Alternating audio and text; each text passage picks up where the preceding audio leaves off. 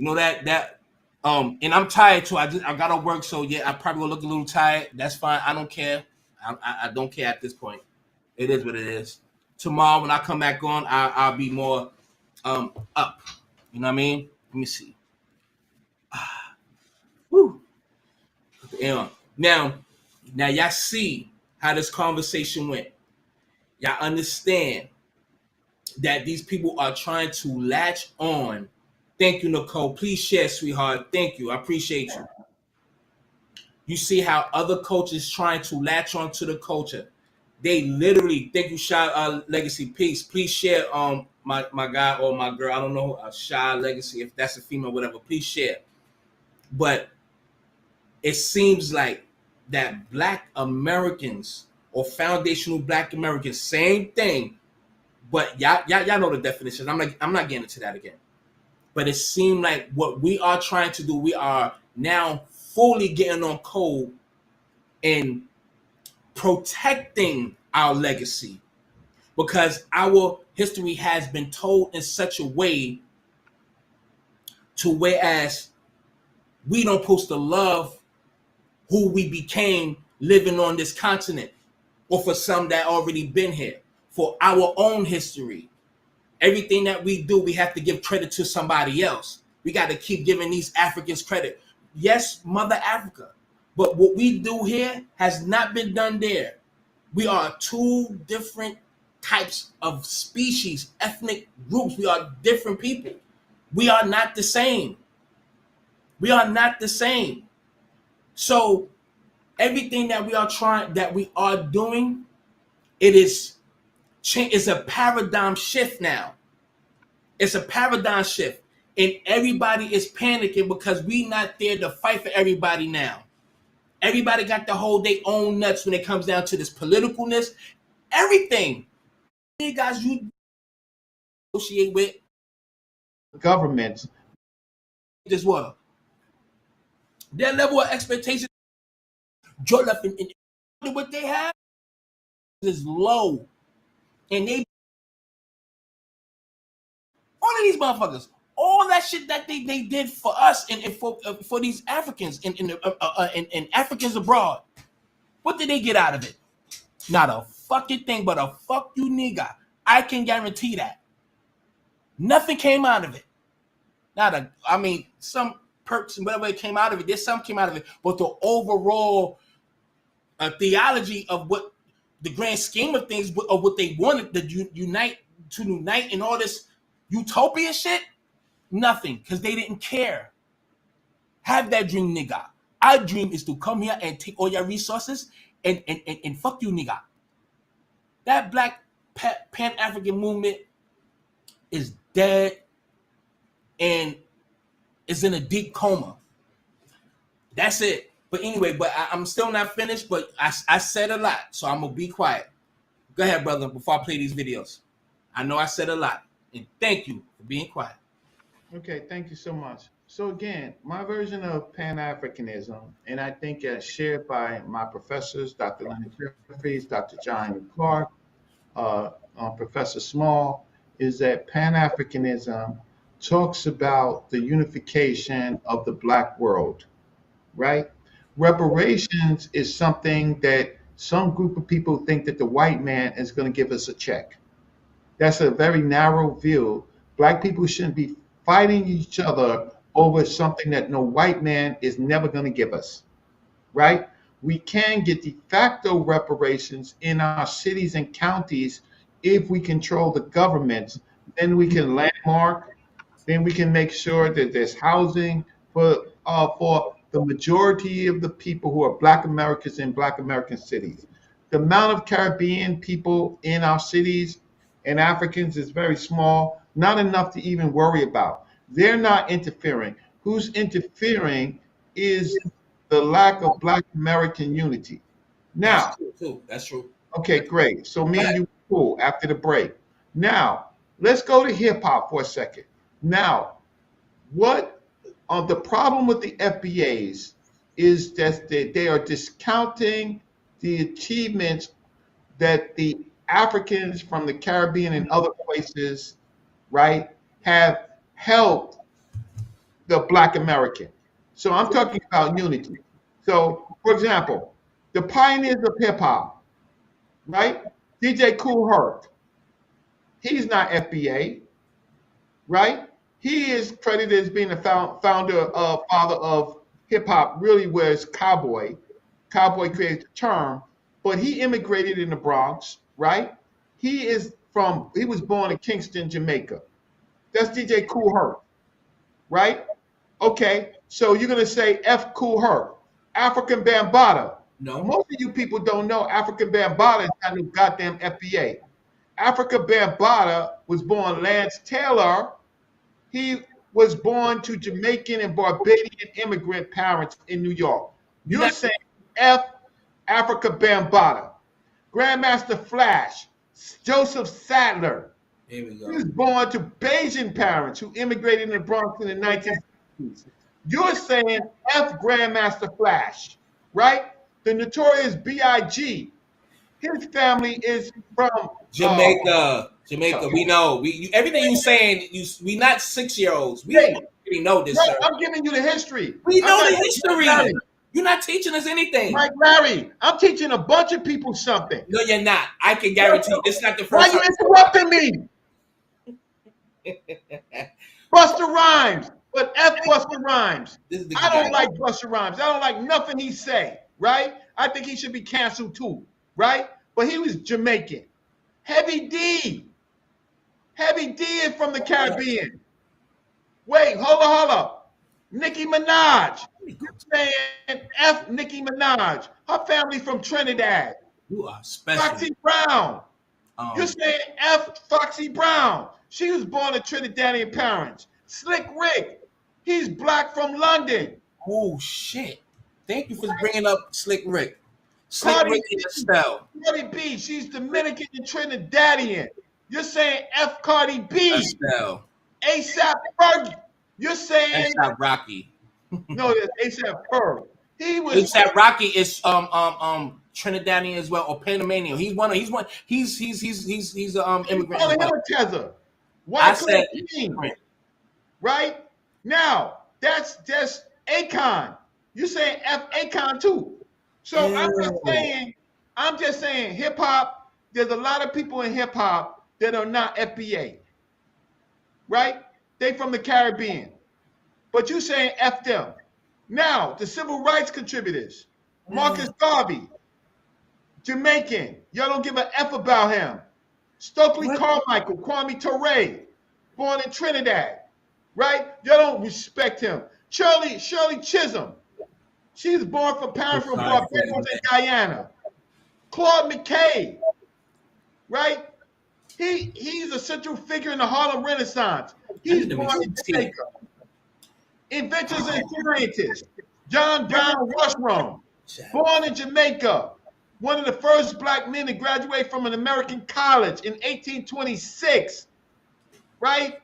He was born in Jamaica. Elijah McCoy, the real fucking McCoy, right?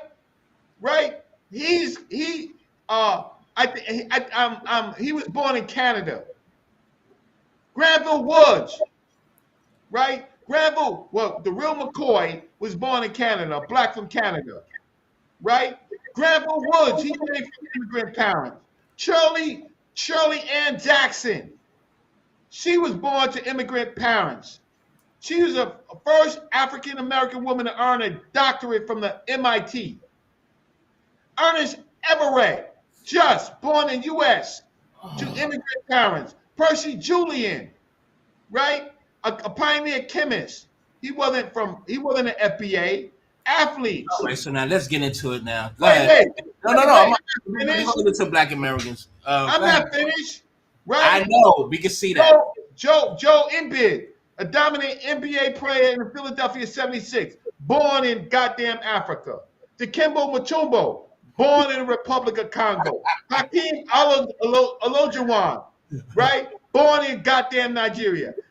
Hey, yo, take that fucking New York Knicks hat off because Patrick Ewing was born in Kingston. Oh, whoopee, one guy from Bob Marley.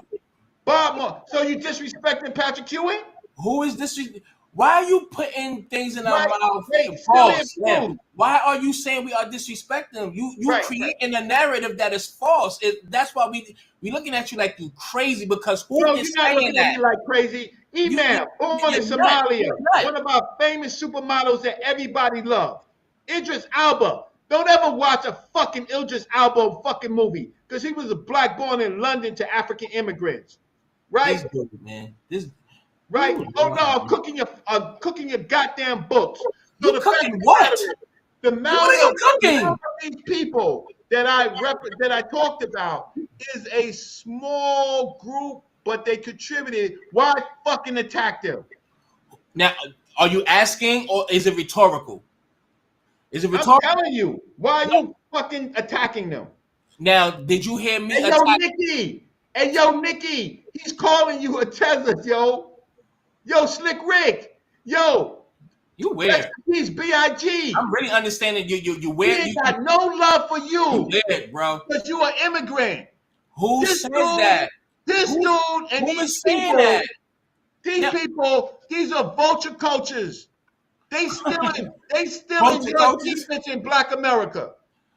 Let me know when you done, Reg, because you sound like you sound crazy. So we are saying nobody has disrespect any of them people. Only and then what's crazy that every last person you name has been inspired by Black American culture. Let's start In with their cool. own Let me cultures. In finish. their own Black cultures. Don't Listen, lie on them. yo, you. This Yo, is. Nikki. Hey, Nikki, you hear this dude? I'm putting him on mute because this is light work. You light work, Reg. And I'm gonna play a video by the roach stomper, or the hick as they call Kool Herc. He was a hick. He came here in 1973 at the age I think 1969 at the age of 16. He was 16 at the time. He came here looking like John Wayne. He wore cowboy clothes. Nobody was listening to no Jamaican music. When he went to school and them girls was playing dissing him, he changed his. Well, he had to change his way of dressing, and that's where Coke the Rock come in.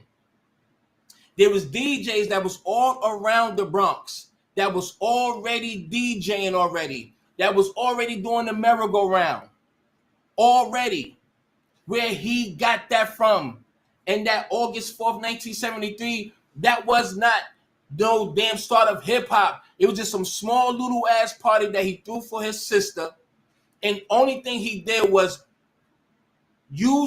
played music that the b-boys and the regular Black American people that was doing. He just made a space for them to party at. That was all. Grandmaster Flash. Let's talk about African Bambaataa. DJ Cool D and his brother Tyrone the mixologist. God bless his soul. He died early last year. One of the first pioneers of mixing and scratching. African Bambaataa got his first speaker set from DJ Cool D from Brooklyn, but he was living in the Bronx. From North Carolina, but was moved to Brooklyn, born in Brooklyn, and was out there in the Bronx. The first crossfader was DJ Cool D. Flash never had that. Never. Flash. Nobody's not downing him. They just not creators. They helped contribute because hip hop is just a music expression of the culture. These people literally hid their own identity to fit in with the Black American culture. No, Coke the Rock said it out his mouth. He didn't know Kool Herc was Jamaican until he went into his home. Until he went inside of his home, he knew. That's how he found out he was from Jamaica. Nobody was listening to Jamaican music. All of these people were inspired, and I'm going to play some videos that I'm going to find for you, Reggie. They all were inspired by Black American music, Black American culture. All of the people that you just named, we're not saying we hate them. We just saying let's get that lie correct. They saying that they created it. Why you think these saying these are the fathers? No, these are the three. It just happened to be people that's immigrants that's saying that they are the ones, but they were influenced by everybody around them and took shit from the people who actually founded it. They just made it, it just got popular through them. The culture was already there. They just put their stamp on it and everybody went with that lie. And then Puerto Rican started talking about this 50-50 shit. And now we like, hold up. The same people that was there at that time, they are still alive. Trixie is still here. Oh, Charlie Rock, who I interviewed, still here. Oh, matter of fact, let me just go to that. Hold on, Reggie. It's already there. Let me just share it. It's already here. One of the ones that was there, first generation. Hold on, Reggie. Let's go to Charlie Rock. He said to himself, they called him a hick. He dressed up like a cowboy in high school. They used to get on him. And Coke La Rock, I want you to speak a little something on Coke La Rock too. And he helped him get Americanized. He helped get him fresh. The dress Americanized. Maybe I don't know if Coke can say it. Coke is a personal friend. And yeah. I'll ask him about that. But I heard him say it, but go ahead, brother. But, like Kirk, Kirk was inducted into the Rock and Roll Hall of Fame last night. Oh, really? Last night? Yeah. Who was inducted last night? Kirk. Cool Herc. Oh, wow. Okay, well, folklore works. The Rock and Roll Hall of Fame. Say that folklore work. Well, why nobody don't?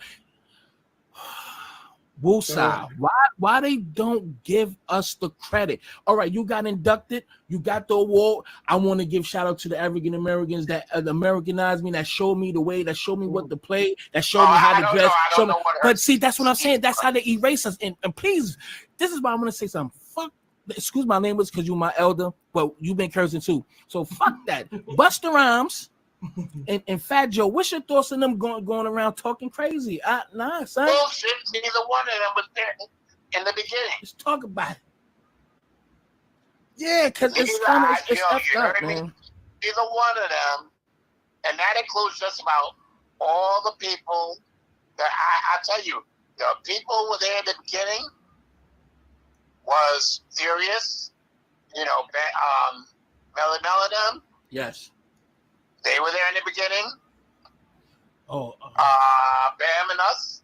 Soul Sonic. Right. DJ Breakout.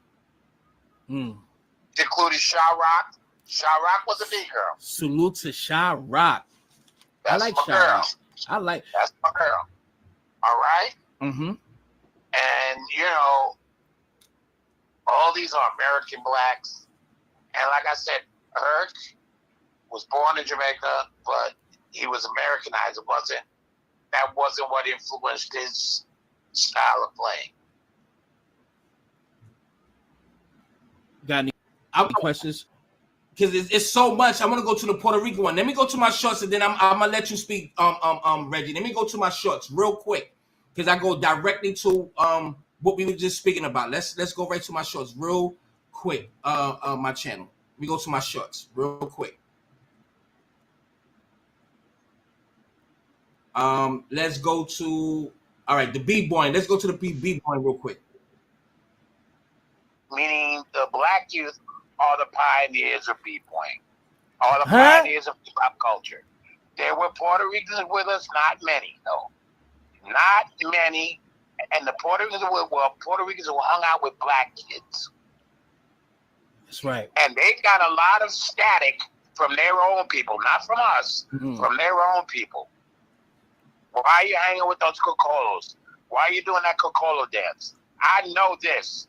And meaning the black youth are the pioneers of B-boying, are the pioneers of hip-hop culture. And let's go to the last one.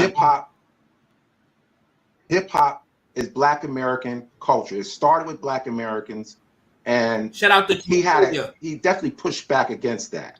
But he didn't push back on the interview. Yeah, well, that's you know, one of the things that Mike Larry asked me, why do you think it? I said it because they have an agenda. Mm-hmm. Talk about it. They have an agenda to position Puerto Ricans as either one, the creators of, or co-creators of the culture of hip hop, and they were not. And one hip hop. Now that is, I hope you know who that person is, right? Do you know who Charlie Rock is? Oh shit! So my bad. So if you know who Charlie Rock is, if we could go into some more videos, but I'm pretty sure you saw all of them. But I want you to. Mike Larry, you from the Bronx? I'm from Brooklyn. Projects in the Bronx. He's from the Bronx. Right, I understand. So I know my Bronx culture. We ain't calling no goddamn FBA in the Bronx. This is the new goddamn term that you are applying to all of. Stay out the goddamn Bronx, yo. It's the same people. It's the Stay same out the Bronx. people. It's the anyway, same you people. Talking. No, all right, but can you answer what this man said? Can you say that we hating on him? These people are because you are literally going out your way. Me, I love all of black culture. We are not saying we don't love everybody else.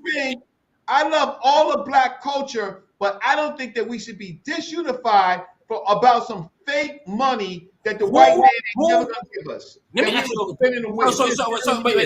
So you telling me we are the ones that is being divisive? Yes. Tell me how? How? Why are we being divisive? Okay, the few immigrants that have said something publicly. Majority. Cut me the goddamn off. Majority. The few of them who said negative things about us, they are a minority. And even when they're a minority, people like you, Mike Larry, you party with them. You eat their food. You do all of that shit. So when you do all of that, right? All it is sharing. All it is sharing. You eat their mackerel. You eat their curry goat. You eat your sawfish, right? You eat their fucking callaloo, right? All you're doing is sharing it. So it's sharing. What you're doing is you are attacking. Attacking what? The truth? Or no, you're not we are attacking them. We are attacking them. We are attacking them, or we are correcting their lies. Which what one are we doing? What lies did they say? What lies did Kool Herc say? That they created hip hop, sir. Cowboy. His own homeboy. If you want to, was he a part of it? It's his own homeboy. It's only about 50 to 100 people that created. Before it was hip hop, it was disco. Reggie. I'm not even. You eat their food and you spit on them. First of all, they eat our food and they spit on us. We helped them get here and they shit on us. What are you talking about? Wait. Hold on. Mike Larry. They did. Hey, Mike Larry. Reggie. Mike Larry. What, Reggie? Mike. There's no reason to disrespect our brothers and sisters from the Caribbean. You still don't get it. And you keep saying that we are attacking them it's a 30+ year lie. And they got arrogant. You see what Busta Rhymes did when we went on that tour. The Americans, they ain't got no culture. The Caribbean people, these Caribbeans and Hispanics, we are tropical people. We brought flavor to America. He's going. I agree with you, Mike. I agree with you. When people come out and say ignorant shit like Busta Rhymes, we should cancel them. With Fat Joe, he already got canceled on the BET Awards.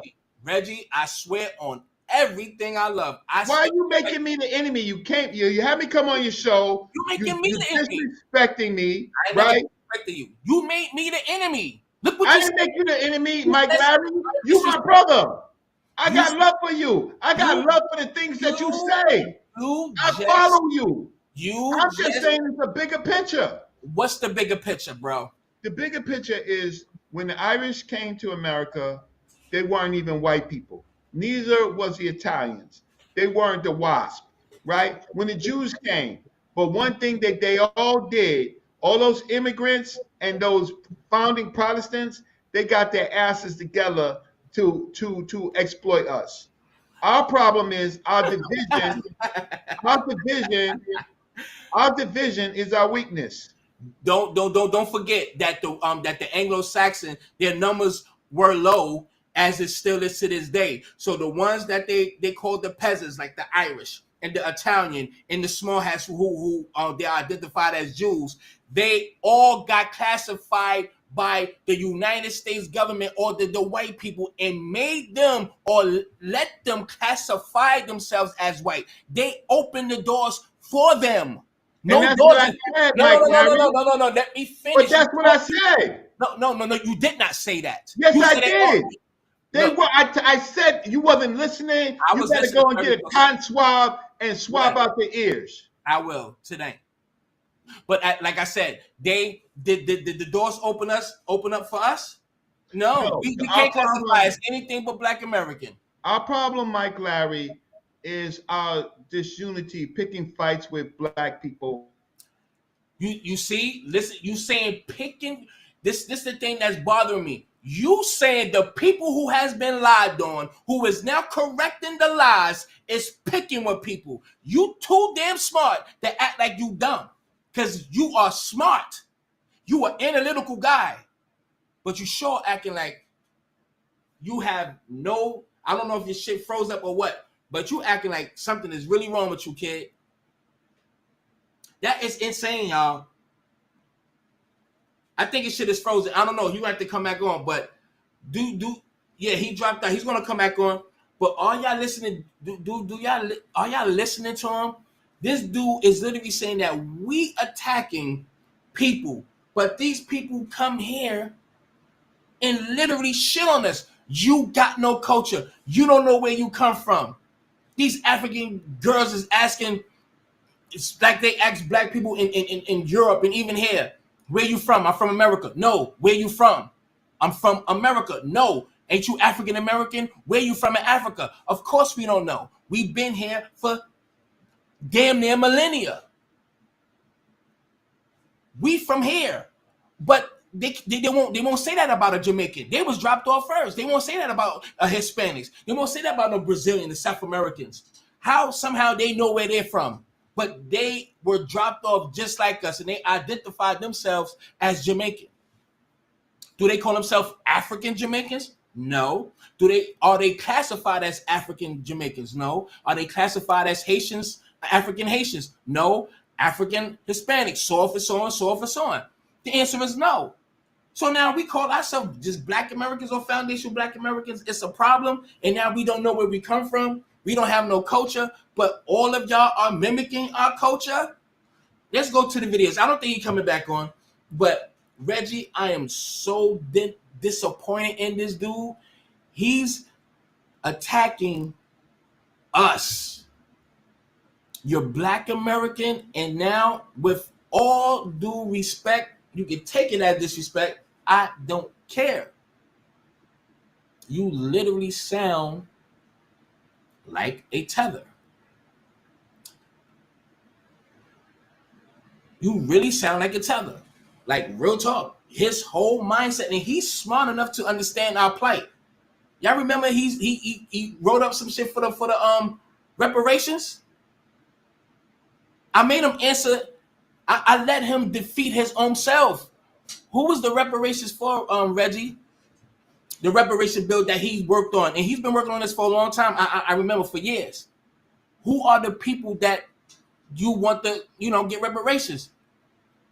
The Africans that was enslaved in America. Who are they? Are identified as now Black Americans, right? Yes.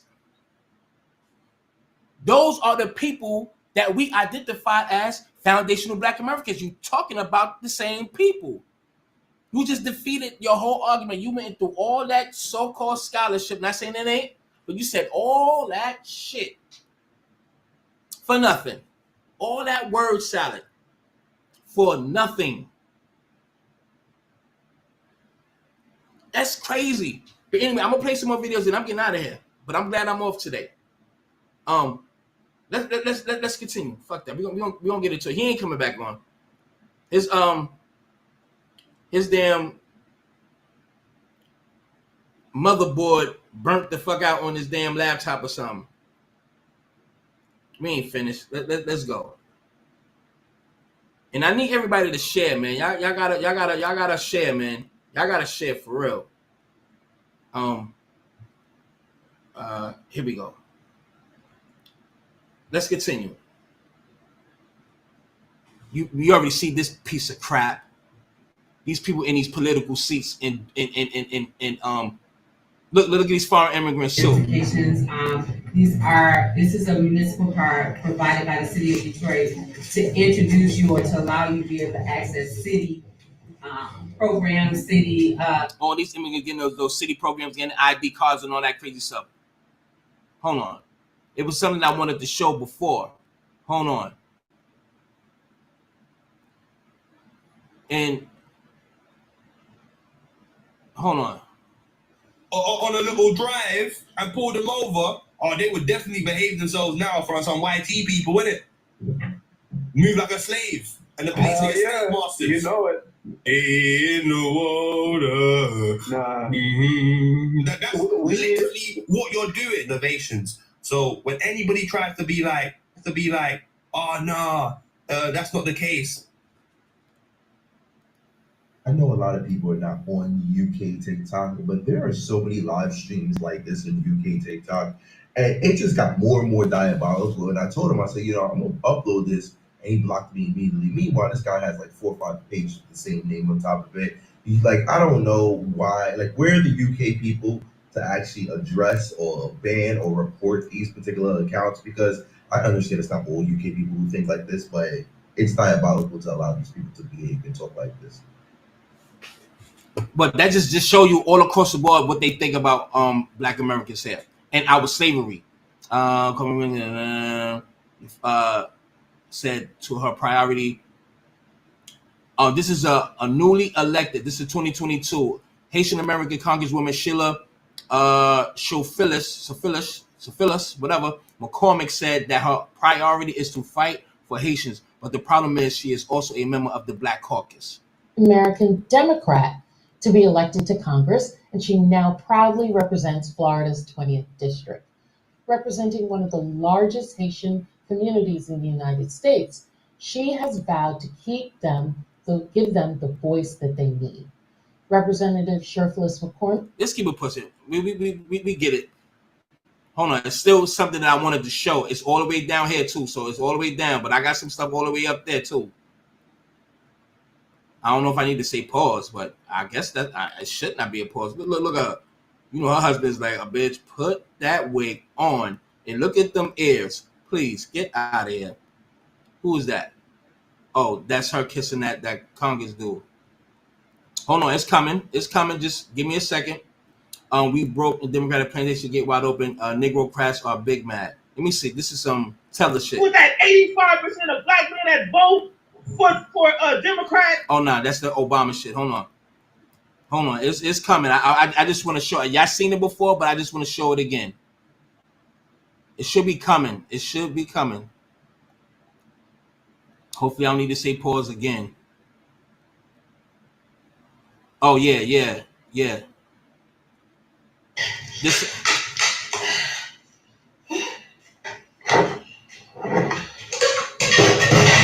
Bismillah. You know what? We're going to leave that one right there. Y'all can say whatever y'all need to say in the chat. I can't see it, but y'all seen it. Damn, this shit is all the way down here? God. Yeah, my man Marcel killed that. Let me see if Reggie came back. I don't know if he did, but let me just see. He damn sure did. All right, Reggie, just keep listening.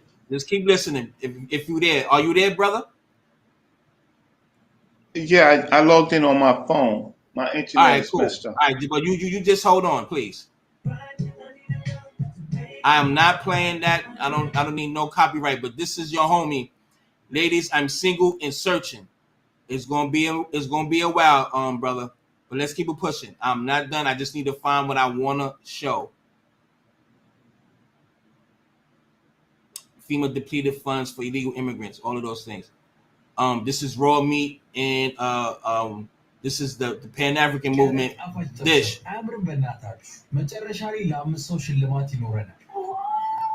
We're gonna leave that one right there. I'm not even gonna play the rest of that, but yeah, that's the African shit right there. And this is not hate, because they hate on us all. There's so many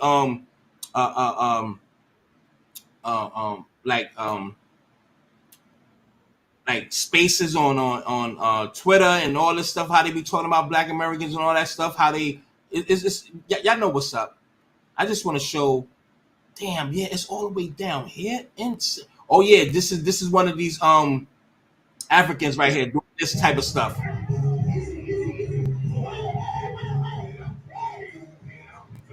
Yeah, we don't do stuff like that. Mimicking being monkeys and stuff like that. Y'all can have that, but let's keep it pushing. I'm still not done. It's definitely down here somewhere. It's down here. I'm not done. Hold on. It should be, yeah, it's definitely down here. It should be coming up soon. It definitely, I remember, it should be coming up soon. Lord have mercy. She'll be all right too. And look what they do. Look what they do to the Caribbean people. This is what they do in Dominican Republic to the Haitians. Let's keep it pushing. I ain't gonna play that. Yeah, it's definitely coming. It's down here. It's coming. I'm glad you're here, Reggie, because I need you to see this too. I keep it pushing. Oh, another one, another tether. But let's keep it pushing. She's a tether, not because she's an immigrant. There's a difference between a tether and an immigrant. Hold on, it's goddamn, it's definitely down here. Yeah, it's shit. And then I'm gonna scroll all the way up because there's some things that y'all haven't seen in a while or probably haven't seen yet. Yep. We got enough time. God damn, bro. I little thick white lady. You know what I mean? Boy. I tear your little ass up. God damn. All right, I'm gonna do a couple of more. Then I'm just gonna scroll up. But I'm gonna show how Africans is selling babies out of bags right now to this day. I don't know if I skipped it, because it might have that that warning, like this sensitive shit. If you've only like some of that, Lord have mercy. It's definitely here. It's definitely. Lord have mercy. Please bear with me, y'all. Please bear with me. Bear with me. Who's this? Too busy having yeah. God damn. Yeah, it's definitely down here. This is about the the Haitian illegal immigrants. This is with the eating the birds, eating the pigeons and stuff like that. It's down here, but fuck, man. Lord have mercy. I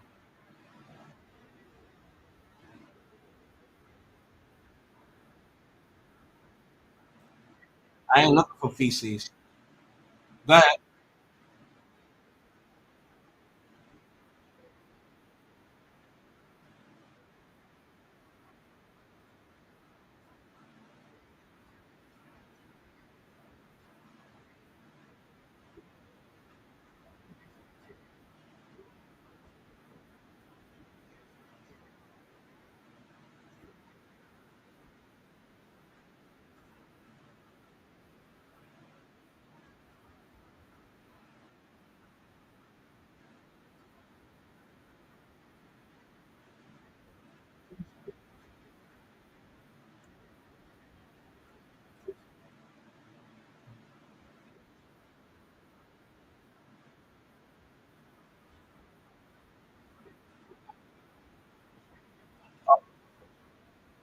There are, so you telling me there's no immigrants in these political seats?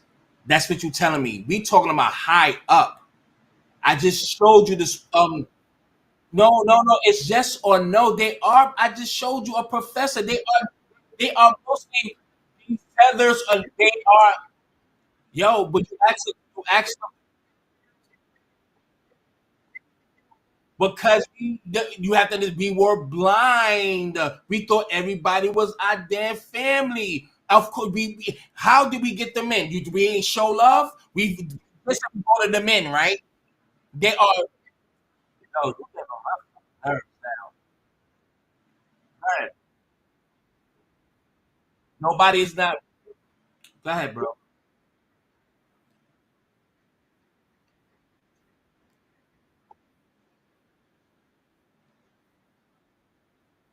Yes.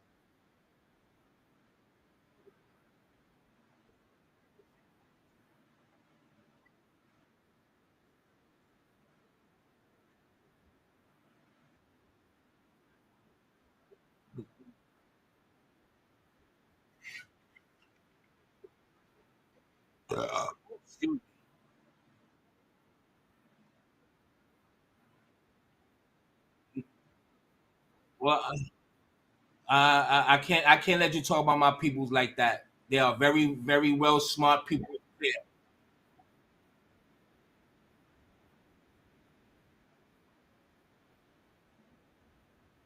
Mm.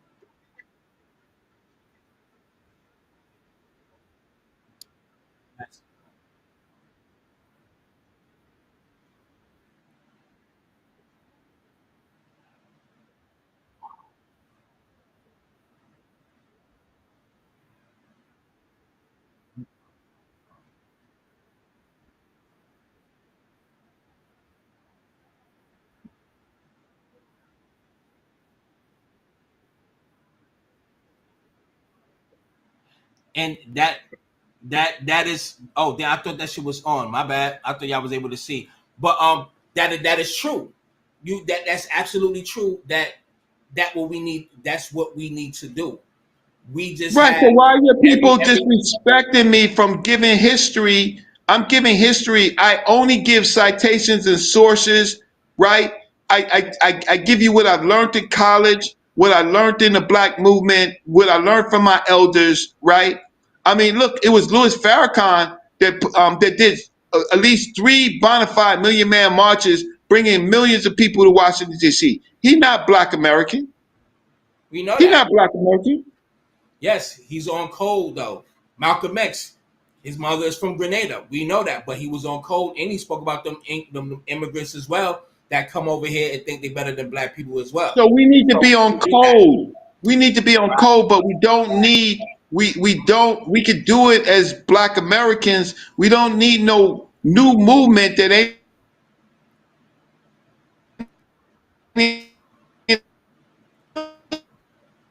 black You breaking up. people. You sound like R2D2 right now. I think his what's the name? And I'm getting tired. Go ahead, you yeah. I don't know, his connection is crazy. Look, like I said, like this before, this is not something where I dislike the immigrants or continental Africans or Hispanics. It ain't that. It's just that black Americans, foundational black Americans, have to get on code, protect our legacy, protect our culture. If other people that's non FBA that's going to be on code with us, so be it. That's what it's about. But we are not going to accept anything other than that. If you're against us, then we against you. Pretty much. If you are a FBA and you are against us, then we against you. Same thing. We got coons, we got Sambos, and everybody can't go. Everybody, you can't save everybody. So we already know that. So at the end of the day, we know what this shit is about, man. We know exactly what this is about. But us getting on code, we have to get on code and literally take over in these political seats. We got to start locally. We have to start voting these people out of office. We have to make sure, because these people are coming here and that has been here. They have a different mindset. They already have an agenda. They feel that we had our chance already. We've been here this long and we had our chance to make a change, which we've done. But a lot of them feel like it's their turn and they're only going to be in it for their people. And if we are trying to fight and get things for our people politically and economically or whatever, they want a piece of the pie. If they can't be a part of it, they're going to sabotage it. Point blank, period. If we trying to do something that's rightfully for us, like reparations, they are in these political seats and they are going to sabotage. They in the Black fucking caucus movement, Congressional Black Caucus. They are in that. They are teaching in the HBUs. They are in these hospitals and things of that nature. So they only going to look out for their own people. I want to say that's only right. But however, we are the people that helped. We are the people that got you in this position to do what you do. You know what I mean? To make your life better. So we do have to come up with a system. We have to come with a political system. We can't just hang on. Yes, we FBA in all the knowledge and the history that we done. We can hang on to it, but we have to move forward from it. And I'm starting to feel like motherfuckers is some people.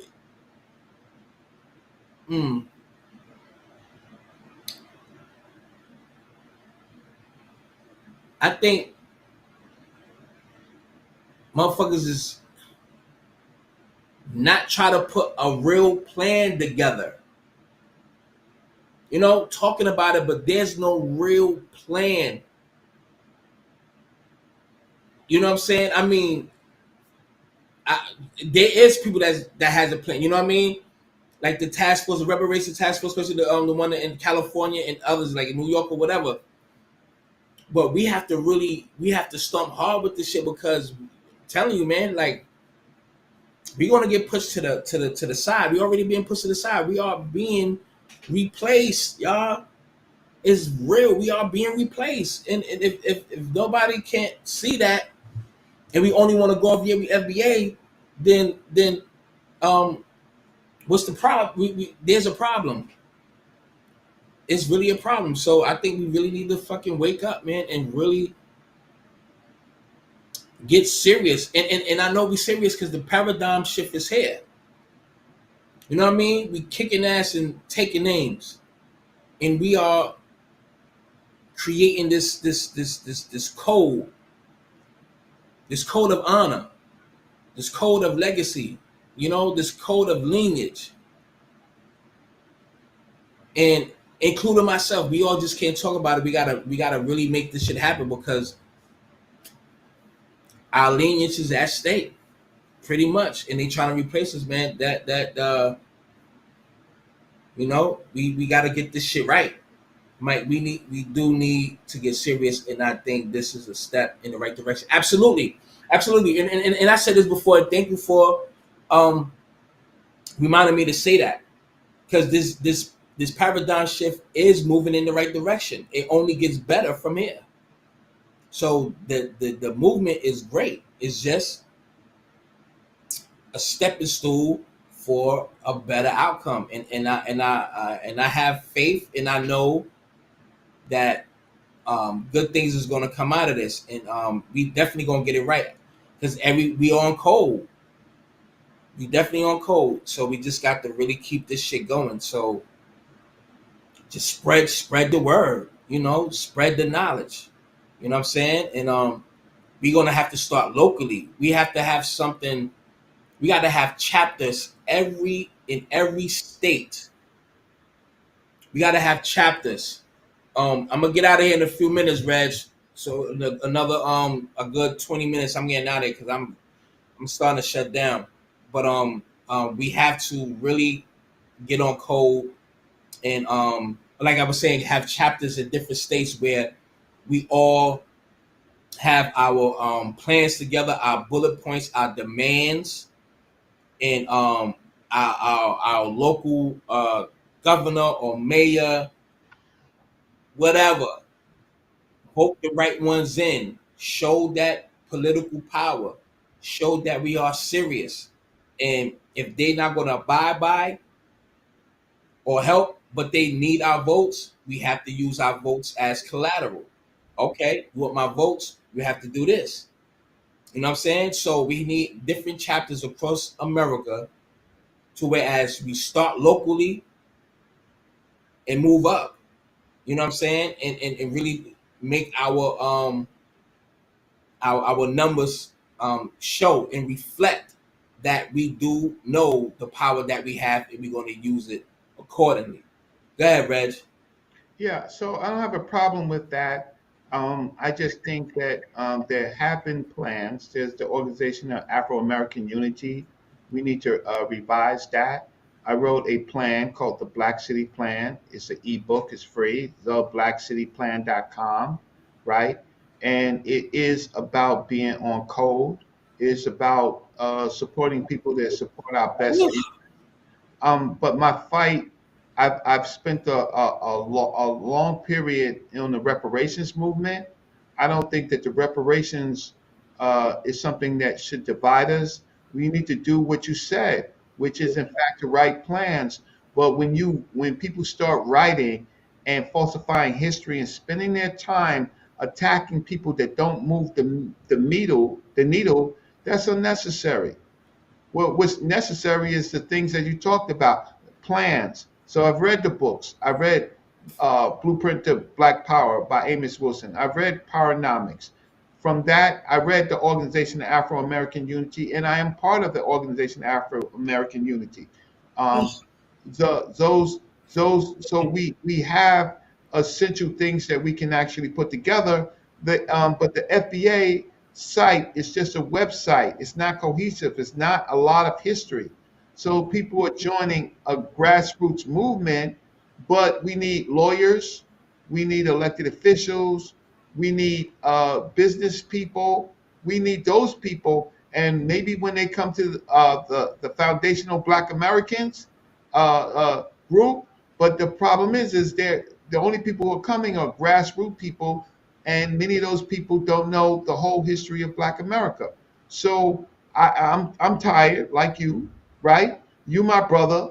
I think we had a good dialogue. I just don't think it's unnecessary to target Black people and do these things about who founded hip hop and they our people, it's our culture, when it wasn't all of our culture. It was the Bronx culture that created hip hop. It wasn't all of our people in all of our states and cities. It was the Bronx, right? It was the Bronx is big. It ain't that big, but guess what?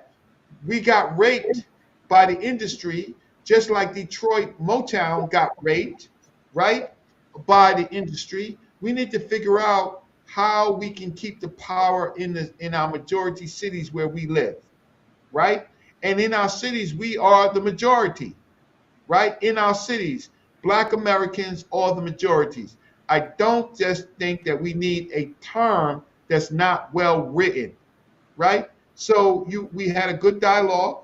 You shared with me your feelings. I respect you. I hope you still respect me. Of course, I just don't like your victim blaming. Like you, it's almost you.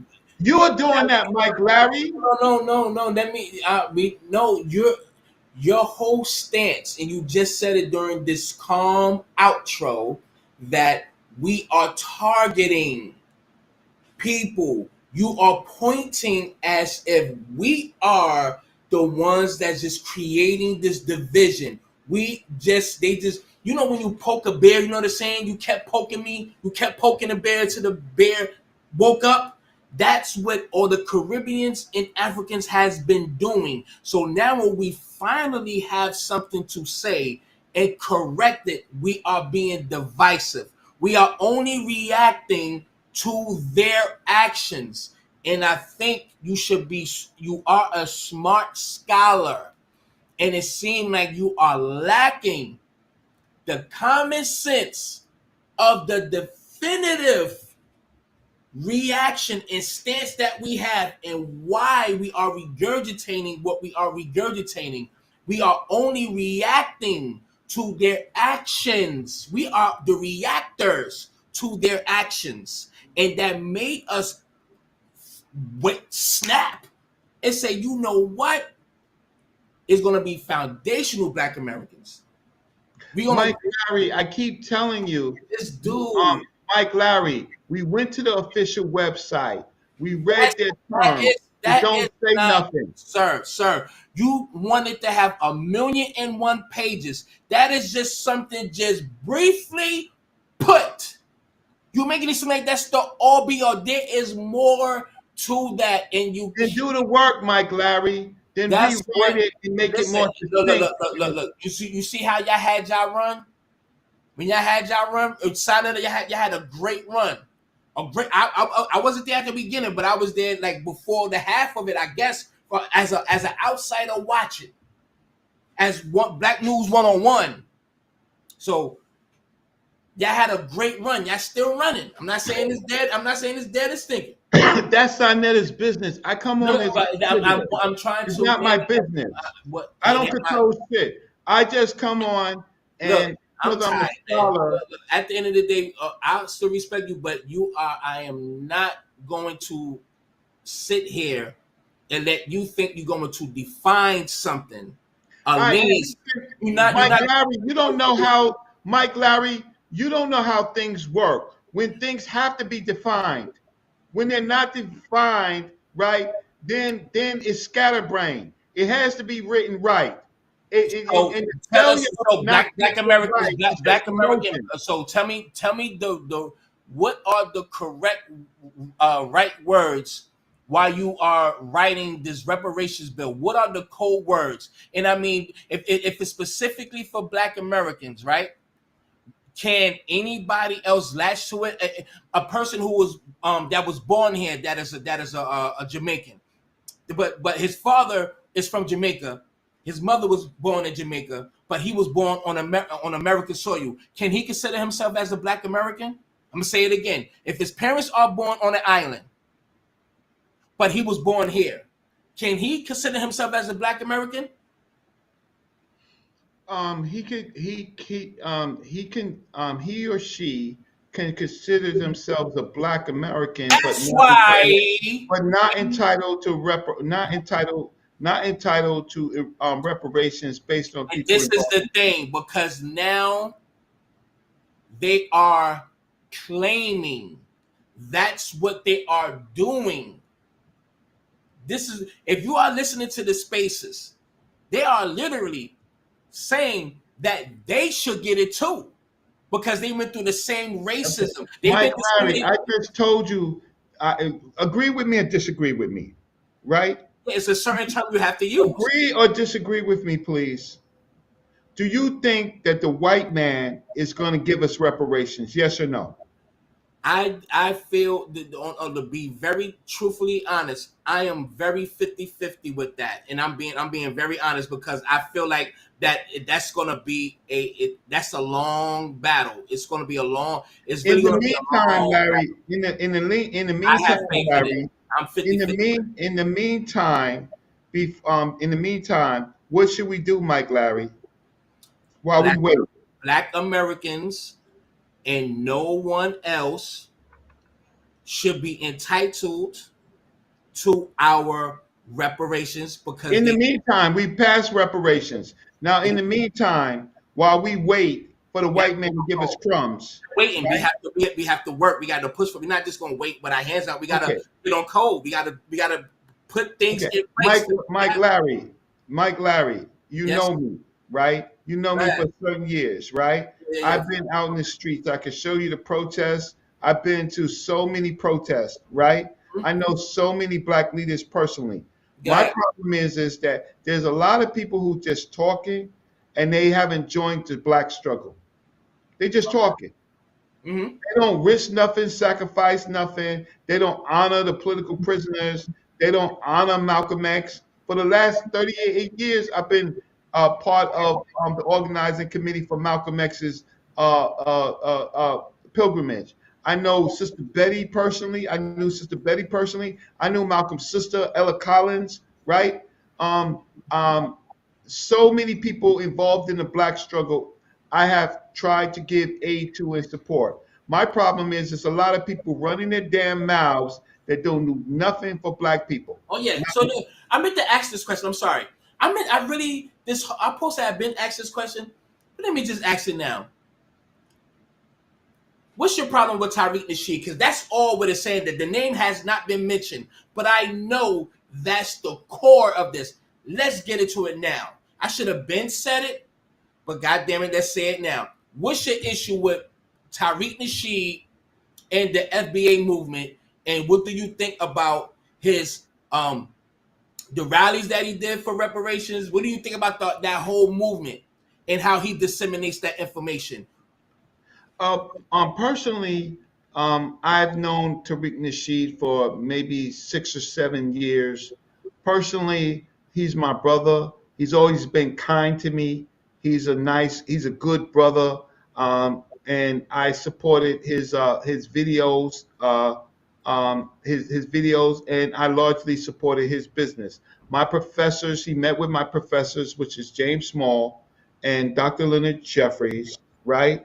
And and Brother Kaba, who is not foundational Black American, by the way.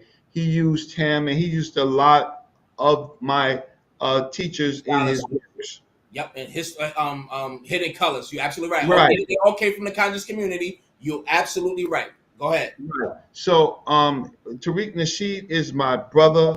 The difference is that I actually know him. Do you know him? Have you talked to Not him? personally. Okay, I have. I know. He's been around y'all. I know, but continue. I have. Personally, I don't have a personal problem with my brother Tariq Nasheed, but I do, as a scholar, have problems with things that are not well written. I respect that he has a business, and I've always supported him, right? I've always supported him. I don't have a personal problem with Tariq Nasheed. I do not, right? I respect him. And I also know that it's his business. But I do know that he has to put an organization behind him of competent people, right? And when that happens, his website and the things that he could do is more clarified. My only recent problem is that we just don't need to spend time fighting against other black people for crumbs that white people are never going to give us. So we don't have to disunite. The reparations thing, they're not going to give us reparations. How is he disuniting with the people? If you listen to his spaces, you know that immigrants call in. You know certain politicians and certain important people do call in sometimes, and people that's just not peasants. It's just regular working people that call No, in. we're not peasants. There's grassroots people that call in, but the problem is where do these grassroots people get their education from?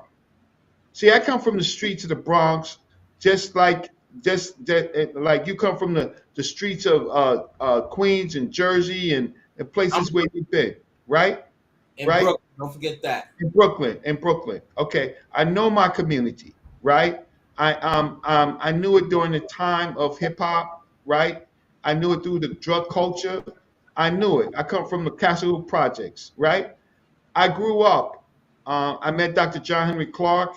Well, I first met Dr. Leonard Jeffries, and he took me out of the streets. He gave me an opportunity, and he said, "Listen, if I can show you the world, right, will you stop what you was doing?"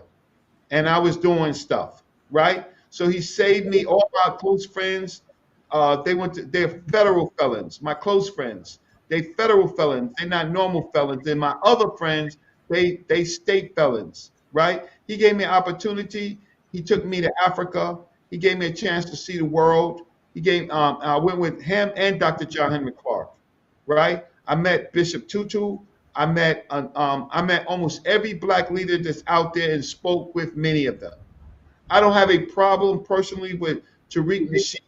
I just think that the rhetoric of attacking a few black immigrants who are ignorant is not worth my time.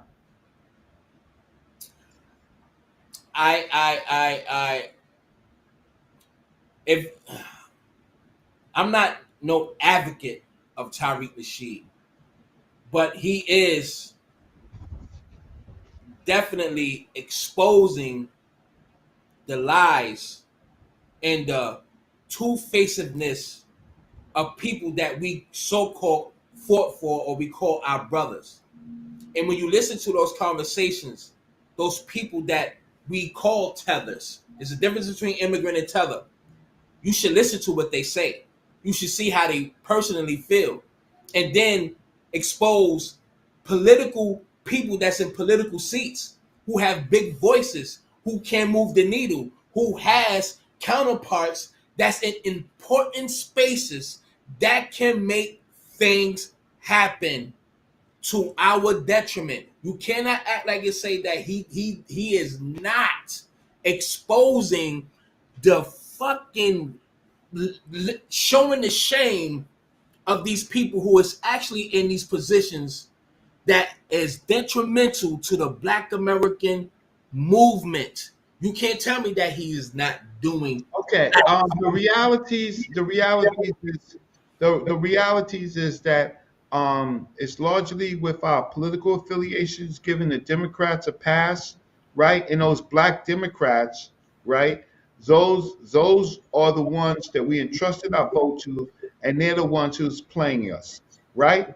Now, when it comes to black elected officials that are from the Caribbean, well, they get elected to state assemblies and county assemblies, particularly like, for example, in New York, because people vote them in. That means black Americans are not voting. They're not voting. And so what happens is when we don't vote and we are not politically active, then we allow people in there that don't serve our best interests. But it's because we are talking much but not loving ourselves enough to organize.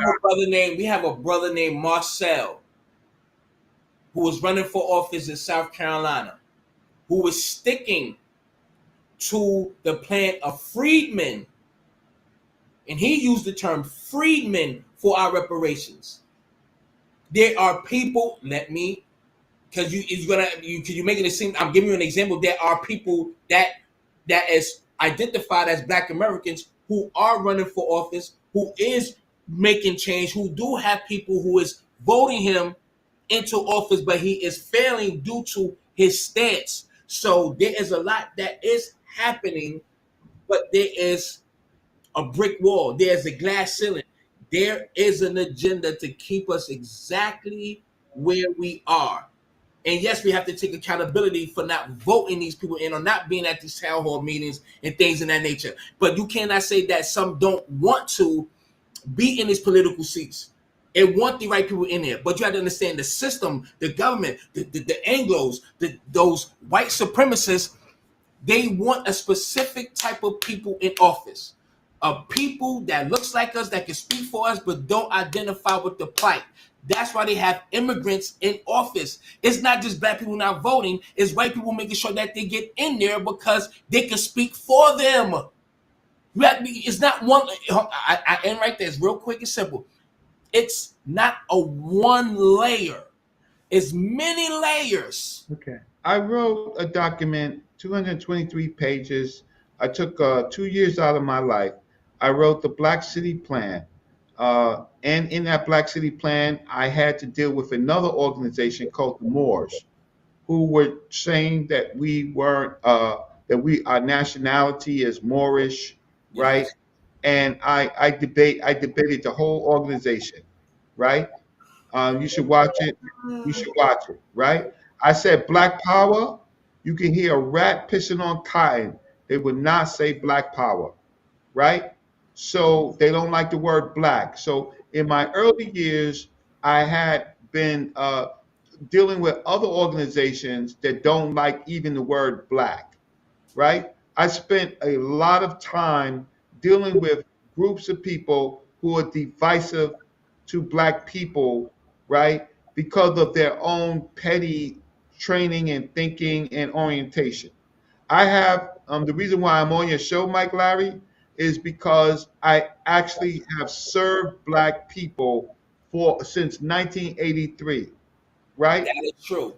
So That's true. I don't want to. So my whole point of it is, in 1983, all the way, I didn't know Tariq Nasheed. I didn't know what he was doing. I didn't know who he was, but he did come to my elders, Dr. Leonard Jeffries and Professor James Small, and he has a good relationship with Professor Small. But Professor Small told him really flatly his stance on Pan Africanism. Now, Tariq Nasheed is important, but in the scheme of things, not as important as Professor Small nor Dr. Leonard Jeffries, right? I don't know if he ever met Dr. John Henry Clark, but Dr. John Henry Clark was my professor, and till the day he died, right? Dr. Ben, who is not FBA at all, he was my professor, right? So my whole thing is just trying to bring you and my audience and your audience a message of unity. We need to spend time on getting on code, as you say, right? But we can't act as a gang. If we have to act in political, we have to act in. I can't just let you just use those words. We are not a gang. Why are you criminalizing the people who is just identifying themselves? That almost make us feel like you are the enemy of your damn self, because we are not claiming to be a gang. We are not identifying ourselves. We are just exposing what we see. How the fuck is that as a gang? Okay. I'm trying to get what is the gang? gang? Is not always. We have a problem with usage of words. A gang is not always have criminal intent. But your context make it seem like this what it is. We're not dumb. Okay, watch this. Is it a 501c3 organization? Yes. It's a 501c3. Is that a gang? Is that a gang? Do they call 501s? Do they call them a gang, sir? Is it a corporation or a 501c organization? Corporation. It's an organization. It's something that you get. Okay, watch this, Mike Larry. Does it have a board? Who's on the board, Mike Larry? Whoever the lead. Who's on the board? You FBA, dude. Who's on the board? What do you mean? On what board? Are you talking about 501c3? What do you got to be specific. Is it an organization? Legal organizations have boards, Mike Larry? Yes.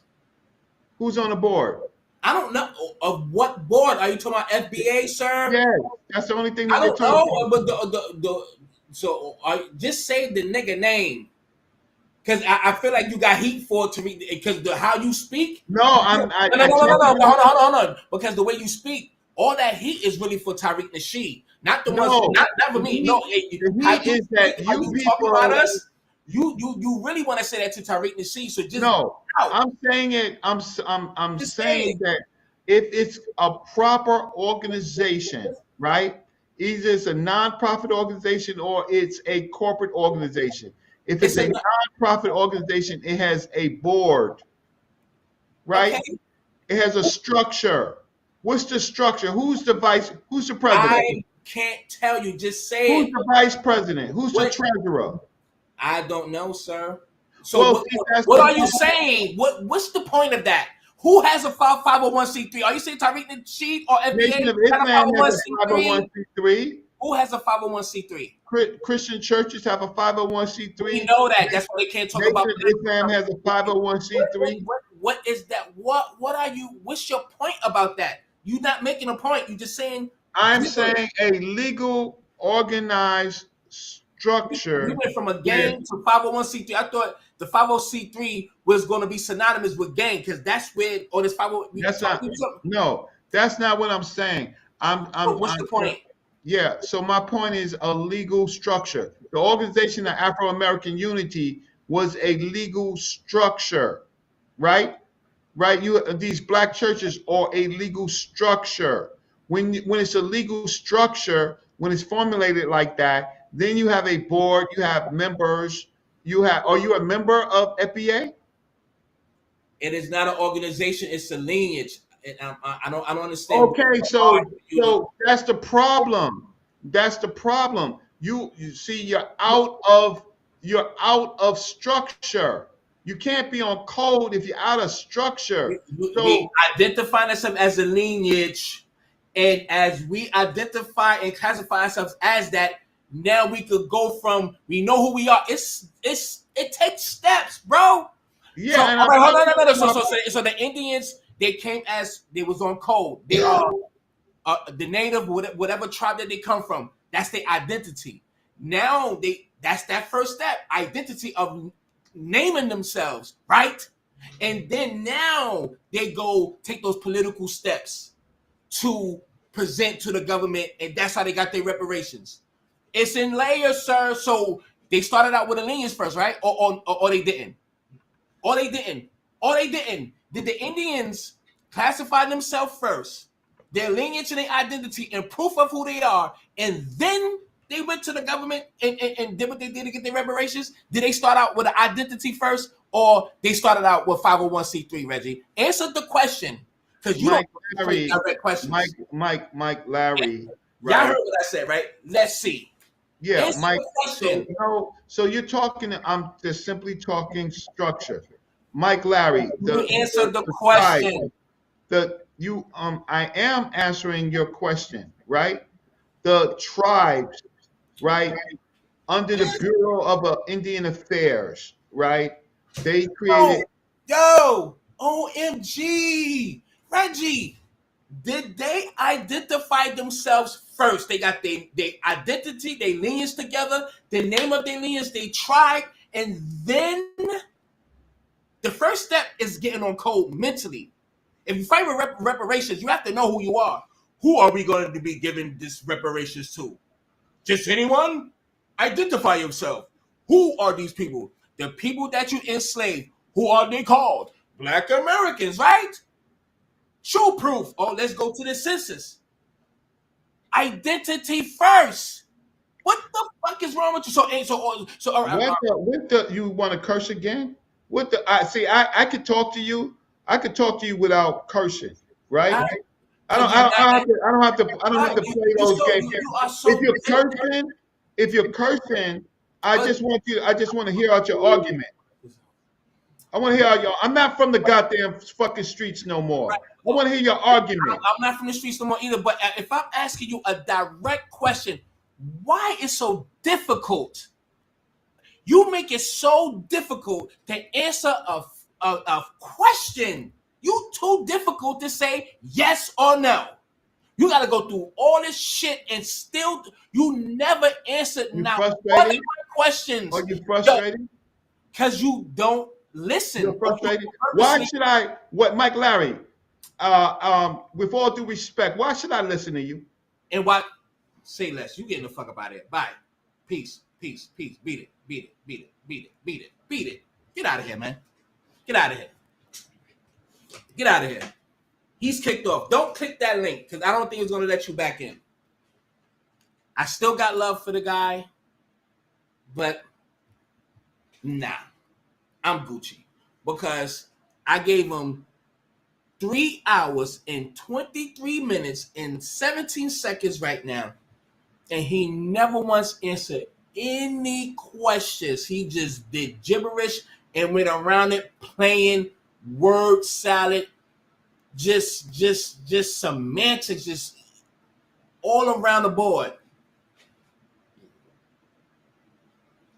So, yeah. Only thing I'm asking y'all to do is share this video. Can y'all all share this live stream and the first one I did? That's all I'm asking y'all. I'm done. The proof is in the pudding. He think because he's a scholar that we are dumb and are not thinkers.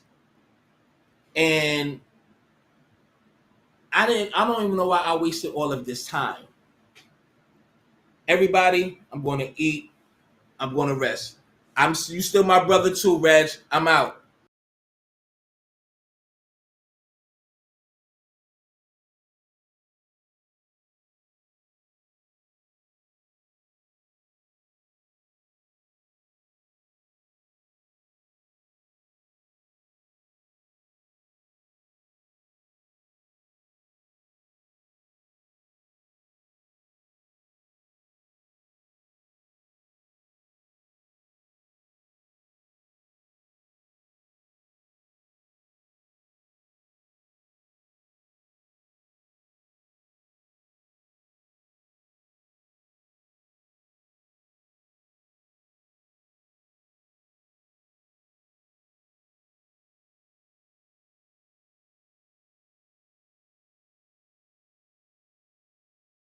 As they're unable to get a stable job because of little education.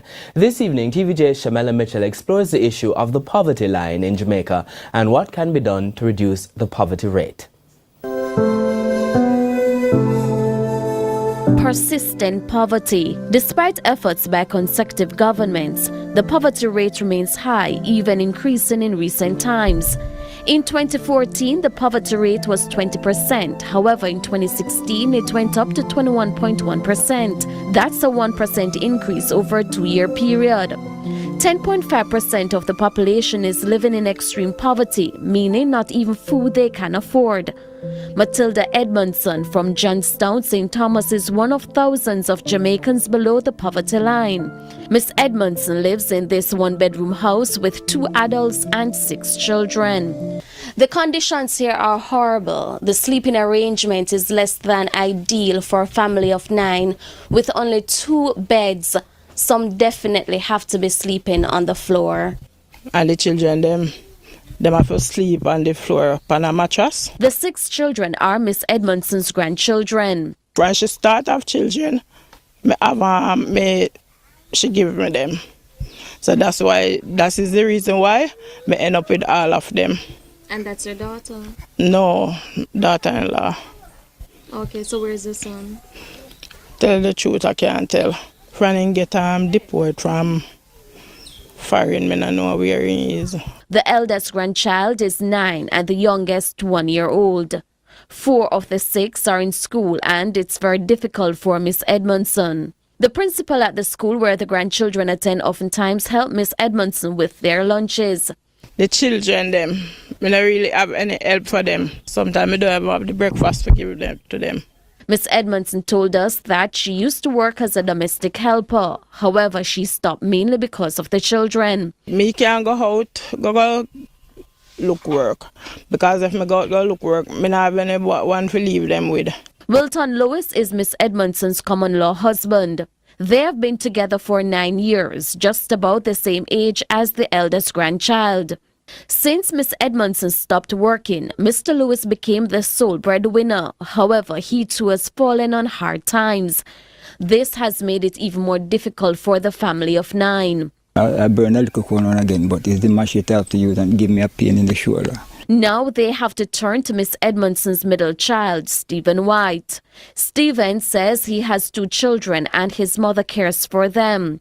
However, he explained that it's not a lack of ambition, but rather the absence of opportunity why they are in this situation. Nothing cannot process we also cause the whole of we mostly leave school and we don't have a trade, we don't have a skill, so knowledge, we can't get to have the money like that, so. But Stephen continues to do what he can to assist the family. Maria's goat. I try to do something. Poverty is not peculiar to St. Thomas, but it's an island-wide problem. Shamela Mitchell, TVJ News. Nigeria is home to one of the largest populations and economies in all of Africa. That, combined with a wealth of natural resources, a good position for global trade across the Atlantic, and a surprisingly diverse economic foundation, means that a lot of economists find the country incredibly exciting as an economic hub that the rest of the region could grow around. In 2011, a group of economists predicted that Nigeria would be the single fastest growing economy in the world between 2010 and 2050. And for a while, they were correct, as the country became a major resource, service, trade, and even financial hub, acting as a bridge between the region and a collection of international parties. Unfortunately, someone should have told them about economists' ability to predict the future, because since its peak in 2014, Nigeria has actually become one of the fastest shrinking economies in the world. The causes of this decline are simultaneously all too familiar, all while being very unique to this country. Corruption and instability are the obvious problems, but what is causing them is a very interesting case study into issues like foreign investment, regional disparities, and conflicts happening on the other side of the world. Then there are the intangible problems that Nigeria genuinely needs to address. The first thing that most people think of when they think of Nigeria is a grammatically incoherent investment opportunity coming to them from a deposed prince. Now, obviously this is a bit of a joke at this point, but this kind of stuff matters. If the country is going to live up to its potential, it's going to need international investment and cooperation. If the first thing that people think about when they think of a country is scammers, and the first thing they read about is ongoing conflicts, it doesn't present the image of a safe investment, and this applies to even the most sophisticated of investors. In a cruel twist of irony, it was the unique economic conditions of Nigeria that gave them that infamy in the first place. So, can Nigeria still become the world's fastest growing economy? What would it need to do to make that possible? And of course, what is currently holding them back? Once we've done all of that, we can put Nigeria on the Economics Explained leaderboard. When you're travelling often, staying connected is essential, whether for streaming your favourite shows, catching up with your family, or working remotely. But dealing with a new SIM card provider in every country can be a huge pain. That's why Saily is great. Saily is an eSIM app that lets you skip the hassle of physical SIM cards and expensive roaming fees, meaning it works just like a physical SIM card but all online. That way you can be connected wherever you go. Saily has flexible data packages available in over 180 countries, and the setup couldn't be easier. Before you head out on your trip, just download the Saily app, pick up the data package that fits your needs, and activate it. The moment you land, you're online and ready to go. Whether you're working from a cafe in Tokyo, streaming by the beach in Greece, or navigating through New York, Saily has you covered. To try it out, you can scan this QR code or visit saily.com/economics and use our code economics to get 15% off your first purchase. Nigeria and the region it inhabits are still tangibly impacted by many aspects of their long and often tragic history, most notably of course the Atlantic slave trade, which, among other things, exacerbated tribal grievances that still persist to this day. The economy as it exists today, though, really got started in the 1950s when they started to push for independence from Britain, a push that a lot of countries around the world were also going through at the same time. In 1956, during that period of decolonisation, Nigeria discovered massive quantities of oil, enough that they were conceivably well on their way to becoming the largest producer in Africa. And when the country finally achieved independence in 1960, it really looked like Nigeria could become one of the wealthiest African nations. There were romanticised predictions that differences could be put aside given the enormous opportunity, making headlines whenever the country seemed to be on the right track, a trend that still seems to surface every time things appear to be stabilising. However, again, this belief plaguing the majority of the continent was predicated on the idea that the country was one cohesive whole that collaborated productively, which could not have been further from the truth. Eventually, religious and cultural infighting would soon affirm Nigeria's greatest fears, turning into a loose coalition increasingly paranoid about each other's true intentions, and the country initially tried to partition itself into 4 ruling regions. However, the North and South constantly expressed concern that the other would make decisions to expand their influence. By 1966, all of this culminated in a series of bloody conflicts where Nigeria would eventually become a country operating under a single federal entity. This forced homogeneity wouldn't last very long because there wasn't much actually holding it together. As the now Nobel Prize-winning economist Daron Acemoglu put in our video exploring African poverty, colonialism left only the shell of its institutions, which proved not to be useful for building new economic activities. Instead, they were simply very amenable for a strong man to take them over and use them for extraction. In Nigeria, politicians enriching themselves with natural resources and cases of election fraud became commonplace. The country found itself facing a brutal civil war and its 5th coup in less than 40 years, with its only consistent development being its increased reliance on petroleum, which accounted for 87% of its exports and 77% of its federal government's revenue by the late 1980s. Often using these difficult times to their advantage, plenty of criminals and syndicates would conduct a variety of scams, taking advantage of any lapse in governance. They'd do things like meet with unsuspecting business partners, carrying a large sack of dirty bills, promising a cut if they help pay the large sums of money to clean them, called wash. They also use Telex, a telecommunications service that provides text-based messaging exchange over the circuits of private. A few weeks back, an Indian-born techie replaced Jack Dorsey as the CEO of Twitter. Around the same time, an Indian-born economist was promoted as the first deputy managing director of the IMF. They've both added their names to a growing list of Indians serving at the very top of prominent global organizations. Many Indians celebrated their achievements. Many others debated them. How does the success help India? Do these individuals build brand India, or do they represent lost Indian talent?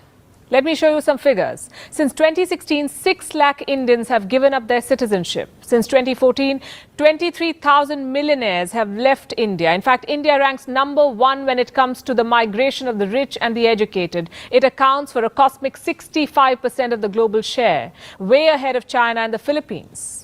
For the second most populous country in the world, exporting talent, something that it has in abundance, should not really be such a big deal. After all, Vasudhaiv Kutumbakam, the world is one family, has been an ancient tenet of Indian philosophy. And yet we must ask, is this limiting the innovative capacity of India? Is it hurting our economic growth? Hello and welcome to Gravitas Plus. I'm Palki Sharma Upadhyay. In the 1970s, long before globalization became common currency, brain drain used to be the buzzword in India. What is brain drain? The loss of human capital, an expression that refers to the flight of skilled labor from developing countries to the developed world. Why does this happen? Mostly due to conflict, political instability, lack of opportunity, or health concerns. The converse is called brain gain, which simply means large-scale immigration of skilled labor. For decades, the West has benefited from brain gain. During the 1970s, many young Indians graduated from elite and subsidized public institutions only to find that jobs in India were not really financially attractive. So they started leaving the country to make the most of their degrees and skills to get better rewards for their effort and talent. And unlike short-term contract workers to Gulf nations, most of these Indians never returned. They ended up as prominent bankers, entrepreneurs, innovators, and scholars abroad. This was at a time when India needed such professionals the most. It was still a poor post-colonial country, and the exodus of its best and brightest is said to have diminished India's growth prospects. The economic liberalization of 1991 changed things. Higher education institutions cropped up, as did several multinational companies. Foreign investments began flowing in, as did long-departed Indians. Some even say that the economic bonanza of the 1990s was largely due to this return of the Indian diaspora. Indians who had left India came back along with capital, information, ideas, and networks, and all of this powered the economic boom. But the trend lasted only for a few years. The figures tell you the story. In 1990, 7 million Indians were living and working outside India. As of 2017, the figure has risen to 17 million. What does this tell you? That India's problem of brain drain still persists. According to one estimate, more than half of the first rankers in class 10th and 12th board exams between 1996 and 2015 migrated abroad. They're still employed overseas. Mostly in the United States, the best and the brightest of Indian minds living in and working for another country. This is Brain Drain 2.0. What explains this? An easy answer could be money. They say brains go where the money is. Others say brains go where brains are. Brains go where they're valued. And that is not to say that money does not play a role. It does. Look at wages in the context of purchasing power parity. Compare the average wage in America versus that in India. In academics, you earn 6 times in America compared to what you earn in India. In the IT sector, more than double. In management, more than 3 times. So clearly, money is a factor. Then you have education, quality of life, social security, gender equality, health benefits, a whole lot of things. If you talk about education, India has come a long way. It has ensured that almost every child goes to primary school, and that's no mean feat. But higher education is still a challenge. We have some stellar institutions like the IITs and the IIMs, but none of them appear in the list of top global universities. A lot of good colleges in India also have skyrocketing cutoffs. So students leave to study abroad to land better paying jobs. And these are expensive degrees, but they attract hundreds of thousands of Indian students. Then we have social security and quality of life, better roads, hospitals, schools. Take Canada, for instance. In 2016, the number of Indians who became permanent residents of Canada was 39,000. In 2019, that figure jumped to over 80,000. That's an increase of more than 105%. Next comes gender equality, a neglected dimension of brain drain. In 2021, the gender gap in India widened to 62.5%. There aren't enough women in technical and leadership roles, and this stems from gender disparities in education, labor force participation, and income levels. The entire system, you could say. And this makes a lot of highly skilled women shift abroad with no intention to return. A lot of young people also go because they want to experience life outside India. They want to see the world. Many of them get used to what they see and experience and don't return. Many others return because they don't feel at home, or just the bother of tracking changing visa rules is too much for them. For a lot of people, the tag of being an NRI is a badge of honor. Call it a colonial hangover, call it the gift of Bollywood and their portrayal of NRIs. For many Indians, the idea of living abroad is glamorous. So there is no one reason for leaving and not returning, or for leaving and returning. And we may disagree with many of these reasons for leaving India, but that will not change the fact that people are leaving. And at what cost? We end up contributing more to our host country than to our home country. A lot of skilled Indian immigrants got subsidized education. They went to schools and colleges with more than 90% subsidy. Who benefits from this subsidy? Other countries, not India. According to the Associated Chambers of Commerce and Industry, Indian students studying abroad cost India as much as $17 billion a year in lost revenues. When they leave India, they're in the most productive phase of their lives. By the time they return, that is assuming that they do return, they're often a spent force with ideas and skills that are no longer required. Now, this apparently leads to reduced economic growth, limited innovative capacities of the nation, and lack of skilled manpower. I have some more figures to show you. According to the US National Center for Biotechnology Information, NCBI, India is the world's biggest exporter of doctors. And this is a disturbing statistic. There is one Indian doctor in the US for every 1,325 Americans, but there's one Indian doctor in India for more than 2,400 Indians.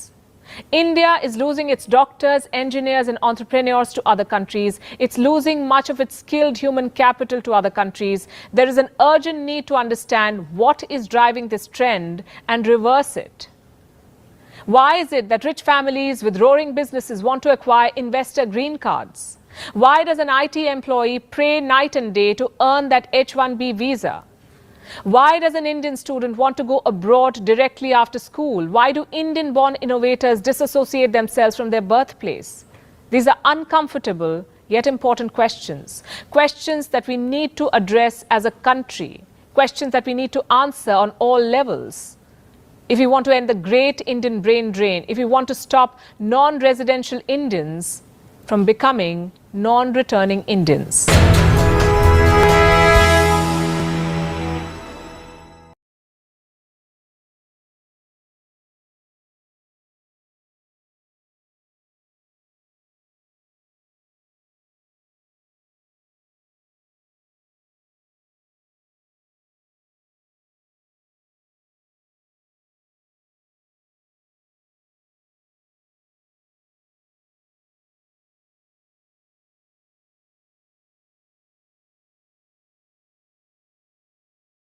The circuits of private lines, convincing Western Europeans that they could acquire. Jamaicans are poor.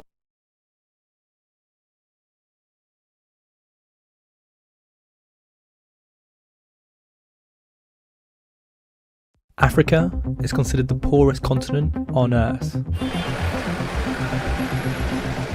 In a 2021 UN report, Africa played host to 33 of the world's least developed countries, over 2 times the number in the rest of the world. Colonialism has some role to play here. Since the late 1800s, imperial European powers have sought to invade, occupy, and exploit African nations. Brutally violent campaigns led by imperialists made it difficult for African nations to develop economically. But many countries, not just in Africa, were colonised. This can't be the only reason for Africa's poverty today. So, what else might be going on here? The enormous amount of hand labor required to grow and pick the cotton was supplied by great numbers of slaves. Families were torn apart. Ground to the plantation. Cheap slave labor. Long before Africa's period of colonial rule, the continent simultaneously faced 4 slave trades. These lasted for several hundred years, up until the 19th century. This led economist Nathan Nunn to investigate the effect of the slave trade on the lack of development of African nations today. You know, I was thinking about why is Africa so poor or economically underdeveloped? My first thought was, oh, well, colonialism. But then you think, well, it wasn't only the African continent that was colonized. But then the unique thing, which was before colonialism, was the slave trade. Nathan soon formed a hypothesis. He thought that those countries which had more of their population taken away by the slave trade might likely be the same nations which were poorer and less developed today. But this was just a theory, which needed to be backed up with empirical evidence and data. It turns out that there was already a database which detailed thousands of slave trade voyages from Africa. This had been compiled by historians from various records, such as ship registrations and voyage plans. This allowed Nathan to calculate the number of slaves shipped from each different port across Africa, and therefore he could know the number of individuals taken from each coastal country, which would allow him to start to test his hypothesis. But there was an issue. Just because a large number of slaves were shipped from a country did not mean that the individuals necessarily came from that coastal nation. Slaves were often transported long distances from one country to another. Just because an individual was shipped from the coast of Nigeria, for example, that doesn't mean that they were captured in Nigeria or anywhere near that. They were often marched or transported hundreds of kilometers, even thousands of kilometers. To solve this problem, Nathan needed to know the ethnicity of slaves. He used many historical documents, such as records of sale, fugitive slave lists, court records, and runaway notices, to compile this ethnicity data. This allowed him to differentiate between those slaves which had been taken from coastal nations and those which had been transported long distances from other nations towards coastal ports. So in the end, I think we had over 100,000 individuals for which we knew their ethnicity. But this information was limited to the transatlantic slave trade, the movement of slaves from Africa to the Americas. 3 other slave trades in the Red Sea, Indian Ocean, and across the Sahara Desert also accounted for large numbers of African individuals forcibly transported abroad. To find ethnicity data from these slave trades, Nathan travelled to archives in Zanzibar, Tanzania. He hoped that there he could find more information from documents that hadn't yet been digitised. I didn't even have permission at that point, just because things are often so delayed. And eventually I just hopped on a plane and went there and then sat in the waiting room of the archive until somebody helped me. Thankfully, Nathan did find the data on ethnicities which he needed to continue his research. With this in hand, Nathan was finally able to discover whether those countries which had been worse affected by the slave trade really were the countries which struggle most economically today. Let's start to consider Nathan's findings by plotting them on a chart. Along the x-axis is the log number of slaves taken for a given area. The further to the right, the greater the number of slaves taken from that country. Along the y-axis is the log real GDP per capita. Simply put, this is the average income of the individuals living in each country. Add in all the African nations and you can start to see a trend. Take Namibia for example. It experienced a relatively small slave trade and also happens to have a relatively high average income today compared to other African nations. In contrast, Nigeria was greatly affected by the slave trade and today has a relatively low average income. Drawing the correlation, and it starts to become clear that those nations which face greater levels of slave exports today have lower levels of wealth. The African countries that are poorest today are the ones from which the most people were taken. But why might this be? What appears to be going on here is that those countries which were exploited more by the slave trade suffered lower levels of trust.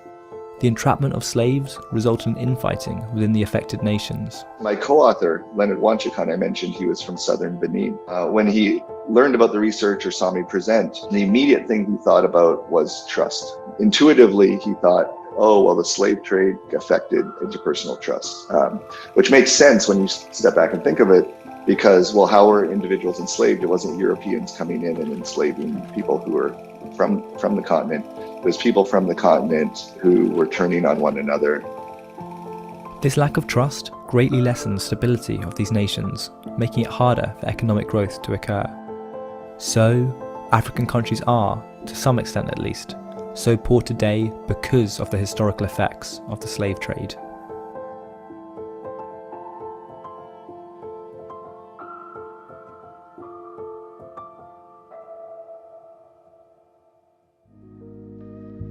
Thank you to Nathan Nunn for his support as part of this project. Please watch further videos in our series delivered by Discover Economics and Cage Research Centre. Please visit our website and follow us on social media.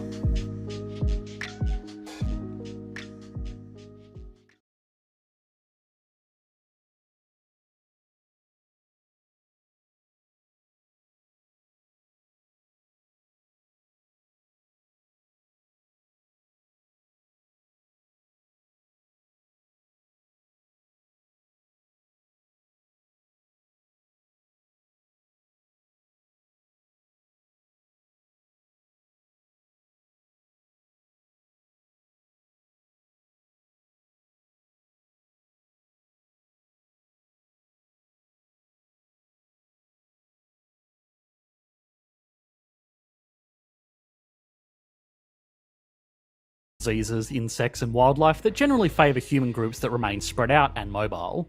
Anthropologists compare this with theories they have around other early developments that revolve around something they call the trap of sedentism. This is where human groups would find an area so lush with life and abundant in resources that were important to early humans like fresh water, wood and a lack of predators, that they would just become sedentary in that area for generations until they depleted everything they could hunt or gather. At that point, agriculture becomes the only option if the group has lost their nomadic ways. These Gardens of Eden, as anthropologists call it, didn't really exist in Africa, so people had to stay in smaller groups, and they had to keep moving. Today, this has resulted in a continent that has many different ethnic groups that speak hundreds of languages and have very different cultural norms. Even though the continent is divided amongst a lot of different countries, those countries themselves are often individually divided between many different groups. The large number of haphazardly drawn borders also causes other economic problems too. Yes, this is in large part still thanks to the shadow left by colonialism, but we still need to get to that. As it relates to just using the land as a factor of production for economic development, this dense cobweb of borders also means that many countries are cut off from the outside world because they don't have access to oceans for international trade. Transport infrastructure for trade is very minimal, and what does exist is either far from fully developed or are leftover rail tracks from colonial empires that are falling into disrepair and were only set up in the first place with the intention of exploiting resources rather than building an independent economy. The connections between countries are often at best dirt roads, and even those that are lucky enough to be directly on the ocean for a chance at getting involved in global trade still have other major geographic barriers. Most of the African coast, especially in the west, is raised and completely impractical to develop major shipping ports around. So before humans even existed, Africa was far from an ideal spawn location for mid to late game economic development. These challenges also influence the other factors of production, including one that we rarely mention on this channel. Macroeconomists frequently talk about the way that land, labour and capital interact to influence an economy. In the case of Africa, it had land that was less than ideal for farming, trade and industry, which meant it had a smaller, more splintered population, labour, which meant that they were less concentrated in centres of commerce, which meant that instead of developing and sharing technologies and infrastructure, capital, they focused more on just surviving. But there was also another element, and that was entrepreneurship. Now, when economists talk about entrepreneurship as a factor of production, they're not just talking about people who go out and start a business. They're more referring to people, or even institutions, that can coordinate the other factors of production, land, labour and capital, into actually doing something useful. It should be noted that a lot of economists often just bundle this together with labour, because labour also considers not just how many people are working in an economy, but what their skills are as well. A more skilled workforce should be able to produce more economic output. Given that entrepreneurship is arguably just another skill, explains why these two are often merged together. But the economic case study of Africa may be one of the clearest examples of why this is important enough to be considered as its own separate element. Now, most of this is based on the work of Darren Acemoglu and James A. Robinson from MIT in their publication simply titled, Why is Africa Poor? We were lucky enough to speak directly with Professor Acemoglu, who, on top of publishing this paper, also wrote the legendary book Why Nations Fail, all while being one of the most prolific academic researchers in the history of economics. Needless to say, it was good to get his insights on such a complex issue. Can you understand Ukraine today without its geography? No. Its entire history, especially recently, is because of the place that it is in, next to Russia. So that's geography. And you cannot understand Saudi Arabia without its geography, meaning its endowments, oil. If Saudi Arabia didn't have oil, it would be a very different place today. So there are geographic factors that matter. But the question to which James Robinson and I gave a categorical answer, categorical no, is geography the main factor that explains the large gaps in income per capita and in prosperity around the world? And the answer to that is no. Institutions are overwhelmingly more important. You are absolutely right. Sub-Saharan Africa is really a jarring case of poverty, failure to develop economically, failure to build industry and prosperity. Again, even though these challenges exist, it's important to address the underlying cause of things like the slow adoption of technology. Acemoglu and Robinson in their research look back to various groups around the continent and individual motivations for why they did or did not adopt certain technologies, even when they were made available to them. Even really simple technologies like a wheel weren't widely adopted. The cheap transportation that something this simple enables means that it becomes easier and easier for societies to develop outside of small village groups because resources can be traded between different areas, allowing people to specialise. If something like food, tools, or building materials need to be transported by head porterage, where people just put heavy things directly on top of their head, then that's way less efficient than even a basic handcart. At that point, it just becomes easier for societal groups to be self-sufficient because it's so hard to do trade. Now, this wasn't unique to Africa. Indigenous Australians were also largely separated from the early exchange of technologies, and they too remained as mostly self-sufficient groups of hunters and gatherers until Western colonies were established there. If that's all there was to this story, then that would explain why Africa was historically behind the empires of the North, but it wouldn't explain why they remained behind. What Acemoglu and Robinson found interesting was that even after wheels became common knowledge on the continent, the studied groups still preferred to do things by hand, and there was no clear reason why, until they looked at the institutions ruling over these areas. By the time Western technology made it to Africa, regions such as the Congo were loosely run by kings that would rule by decree with little to no oversight. They would raise revenues through arbitrary taxes and take things by force where they saw fit. This pushed groups that wanted to avoid the rule of these unchecked leaders further away from the basic roads that existed in the region, so instead of developing a culture of trade and interdependence, the tyrannical ruling institutions encouraged exactly the opposite. Fractured, self-sufficient groups have carried through to the modern day, where even within the many borders of Africa, there are often dozens of different cultural groups within a country vying for political representation and power. In this kind of environment, it's easy for bad leaders to establish themselves in positions of power by appeasing to their group, and managing the country in such a way that it comes at the expense of everybody else, which means even a few hundred years later, it's risky for people to rely on the economy to provide them what they need. It might be much less efficient, but it's much safer for them to just look after themselves. It also wasn't worth putting too much effort into making even simple stuff like a handcart when it could just be seized by some absolute monarch at their whim. Now, of course, this did not happen in a vacuum, and it's impossible to look at the modern-day economic struggles of Africa without exploring conquest and colonialism. All of the challenges that the continent of Africa had with divided populations, inhospitable environments, and poor economic management was made significantly worse by the Atlantic slave trade and later colonial empires. The basic economics of the slave trade were unfortunately almost brutally simple, and preyed on a lot of the foundational weaknesses that we've been exploring so far. Colonial empires had established plantations in the newly discovered Americas, but unfortunately for them, unlike a lot of other colonies in the East Indies, the native population was dying out too quickly to be put to work growing exotic spices. So the Europeans needed to import a new labour force, and well, they weren't going to do it themselves, so they turned to Africa. A lot of the unchecked African rulers at the time already used slave labour themselves, and they were happy to participate in this horrifying industry in exchange for European technologies, particularly firearms. Guns were technically advanced tools, but unlike a lot of other technology, they didn't have the same problem with just being claimed because they were both property and a tool to enforce property rights all in one. So powerful groups could get tools to become even more powerful and profit from capturing their rivals to be sent overseas. The Europeans took this slave labour and put it to use in their new colonies to produce exotic goods to sell in Europe, and they used the proceeds to buy even more guns to sell back to Africa in exchange for more slave labour. The reason they didn't just set up colonies in Africa itself was because at this time, African groups, after a long history of fighting amongst themselves, were pretty powerful adversaries, especially on their home turf that was full of tropical diseases, dangerous animals, and below average soil anyway. It was just easier to sail across the Atlantic Ocean, which highlights just how tough Africa was to settle.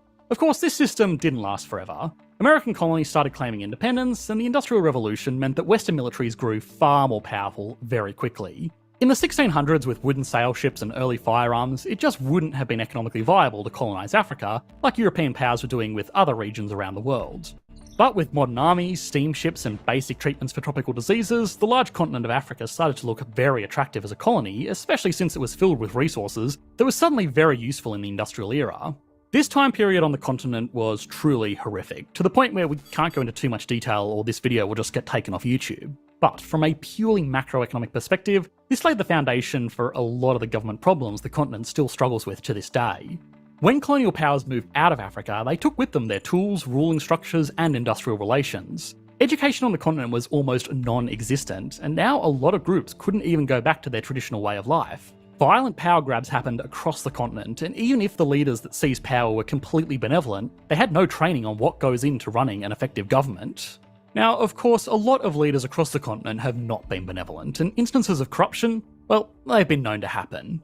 At independence, some of Africa had the beginnings of a bureaucratic system, a court system, etc., that Europeans themselves had set up. But those were mostly in the main population centers, in the main urban centers. They had not penetrated society. They had not become completely legitimized. In fact, Europeans often destroyed more legitimate indigenous institutions when they tried to build their own for reasons of control. For example, the British colonizing Nigeria.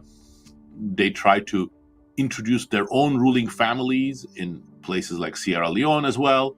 And when they left, the skeleton of institutions were not very useful for building new economic activities, but they were very amenable for a strong man to take them over and use them for extraction. The natural resources that should be Africa's golden ticket to economic prosperity have in many instances just been used by despotic leaders as their own personal piggy bank to secure their own power. Constant political upheaval and the continued rule of unchecked authorities means that the continent as a whole has taken a serious reputational hit, to the point where any industry across Africa is inherently seen as more risky than a similar industry in another continent. This means Africa has struggled to get funding for even basic projects with huge potential upsides because it's just considered too risky. Now, sometimes this reputation is earned. A few months ago, we looked at the conflict unfolding in Niger and how it was halting the development of an oil pipeline, one of the easiest infrastructure projects to ever see a return on investment from, but even still, in the geopolitically uncertain country, it was just not worth the risk. Now, fortunately, while this situation almost seems hopeless, there is room for optimism. A lot of the underlying issues with the failed development of solid institutions to manage economic development are starting to show positive signs of progress. Robinson and Acemoglu's paper was written more than 13 years ago now, and a lot has changed since then. Botswana is one of the fastest growing countries over the last 60 years since its independence. And if you look at Botswana, it has all of the problems that others attribute to Africa. It is a landlocked country. It is not an easy country to navigate because of its, richness of all sorts of natural barriers to moving around and other issues. It has diamonds, which have been called a curse for other African countries. It also started its independence period dirt poor and without much road or any type of educated elite. But it built better institutions for a variety of reasons. We can get into them if you are interested. But it built better institutions. It created stable property rights. It created a democracy that has worked reasonably well over time. It never led to a system where the court system was biased towards one group versus another. It invested in people, in education, in public infrastructure. It managed the diamond wealth well, and it's achieved this relatively high level of income. But it will be a mixed bag and it will take some time. Interest rates across the world right now are high, which means international investors are even less attracted to places like Africa, since they can get good returns by just buying extremely safe investments. When cash is earning less than 1%, they might be a bit more motivated to look at Africa as an option again. The continent is also, again, embroiled in a number of very high-profile conflicts, which is making even countries like China take a step back and see how this all plays out. Nobody can predict the future, least of all economists, but it also must be remembered that just 50 years ago, most of Asia was in the same economic situation as most of Africa today. 300 years ago, a blink of an eye in the grand scheme of human history, even the wealthiest Western nations had a similar economic output to the continent today. One of the most poignant takeaways from Acemoglu and Robinson's research is that economic success tends to lead to more economic success. Most economies throughout history have been stagnant until they weren't. If Africa's time does come, it could be an economic success story the same as every other region that was plagued by problems until they made the first breakthrough. Our full interview with Professor Asimoglu is available to listen to ad-free on Spotify and every other popular music streaming platform. We briefly touched on the problem of modern-day corruption in this video, but it's something that we covered extensively in our video on Eritrea, one of the clearest examples of a struggling African nation. You should be able to click to that video on your screen now. Thanks for watching, mate. Bye.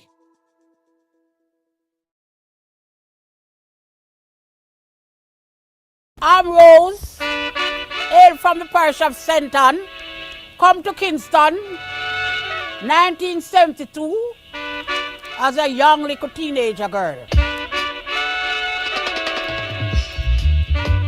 Things were really good them time there, when I just come at town.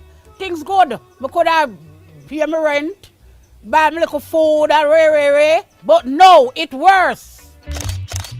Greater collaboration is needed if poverty is to be eradicated worldwide. Jamaicans are poorer than they were 2 years ago, with 10% living in extreme poverty.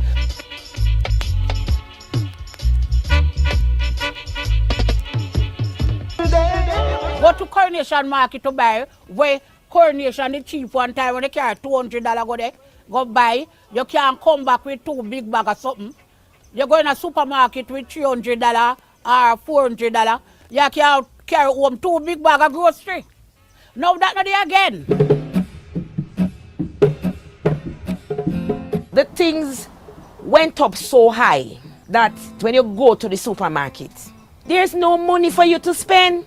Yam go up to $180 a pound, and that is Coronation Market. Tomato, $500 a pound. Now we think things will be a little better. We are looking for things now shine. Couple years now, about 4 or 5 years, we are looking for things shine up, and we are going all right. And said things are going to go down. Things go for the worse. Little sugar, water, little piece of bread for go with bed. That can't work. All the pit them, we try to get them out of malnutrition. We work hard to get them, the little pit them when them born, to get them out of malnutrition. And now, in this state here, them are going to get the eat. We are going to have a lot of pit again, manlers. We are going to dead for hungry. We are going to dead for hungry. We can't afford this system at all. And it now gone away.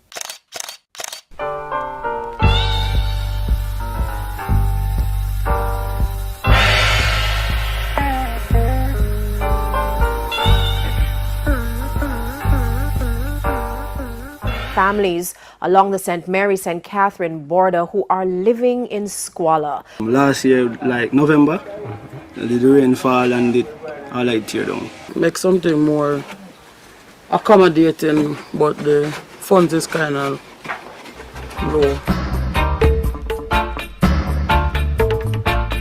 Russia and Ukraine are raise oil. Them are raise flour. Them are raise chicken. Them are raise everything now.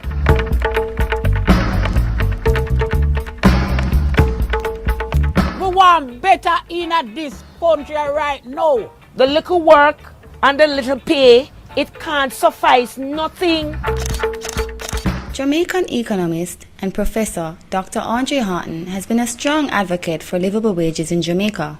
The minimum wage, when you think about it, it is compensation to motivate those of us with the least amount of skills, education, experience to do work, you know.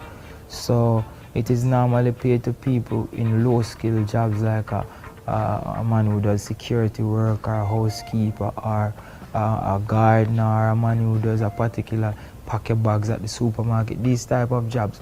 When you look at this compensation and you compare it to other countries around the Caribbean, it is way below their minimum wage, which is the minimum that you need to survive.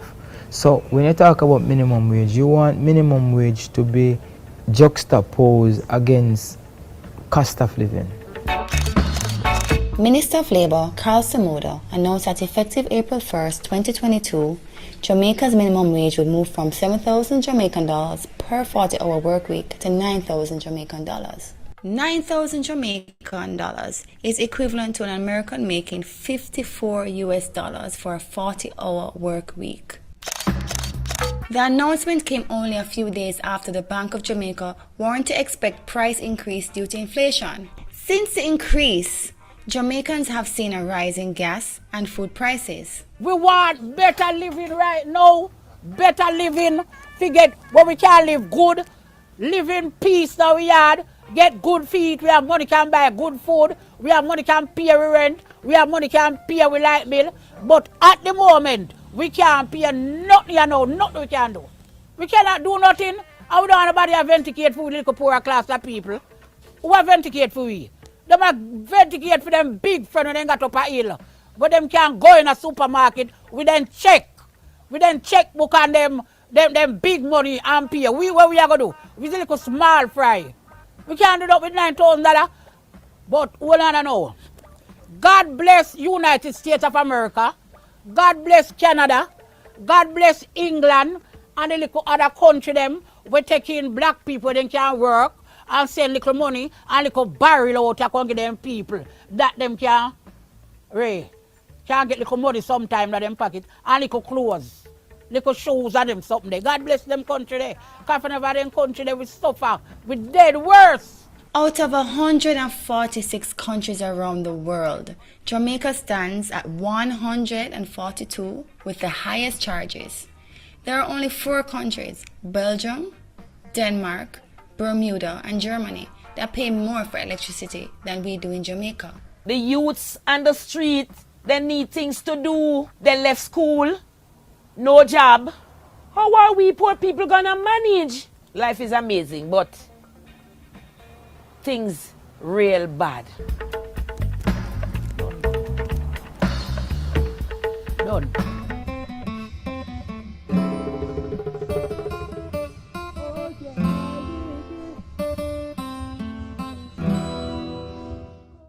Well, let me hear you say mountain, mountain, mountain. No, oh, no. I'm tired. I'm tired of making complaint.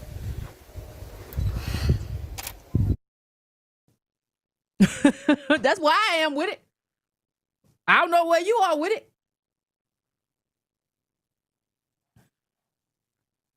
Black women hold almost 1/3 of nursing assistant jobs.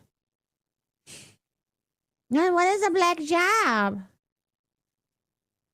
What is, I don't know. Is this a black job? This is me getting ready for my black job. Gender, racial, ethnic compositions of U.S. occupations with the greatest number of black women 2015 to 2018. Nursing assistants. That's not even a nurse. That's the person who does the most for you, though. Changing your bedpan, all that stuff. That's what she does, and she don't make no money for it. Now, why? Is that a black job? Yes.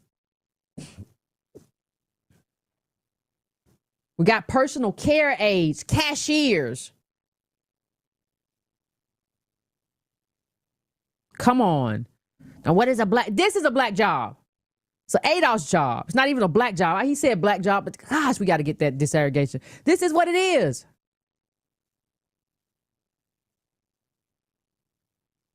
Percentage that we are in the U.S. workforce versus what we do. It should not be this way. It's so stupid to have a conversation where we talk about what is. Right? Instead of having a conversation about how we got here. The question is not whether or not, well, what's a black job? This is my black job. What's a black job? The question is, how do we get these black jobs? How do we end up here after 400 years with jobs that don't pay a lot and cost a lot? I'm talking about cost a lot emotionally. Got to take care of somebody. People be sick, down. They clean up, they vomit, all of that, and you don't get paid no money for it. How we get here? That's the question. But your academics and your PhDs, they want to play online because they talking about themselves. It's all ego because they want to say, I don't have a black job. I work in academia. I don't have a black job. I'm an engineer. What is a black job? I'm an architect. What is a black job? You don't know me. You don't know my life. The government. The government, it's the government, it's the government, the government, it's the government, it's the government, it's the government, it's the government, the government, the government, it's the government, it's the government, the government, it's the government, it's the government, it's the government, The government, it's the government, it's the government, the government, it's the government, it's the government, it's the government, government, the government, it's the government, it's the government, the government, it's the government, it's the government, it's the government, government. The government, it's the government, it's the government, the government, it's the government, it's the government, it's the government, government, the government, it's the government, it's the government, the government, it's the government, it's the government, it's the government, government, the government, it's the government, it's the government, the government. All right, let's not waste any time. Let's get right to it.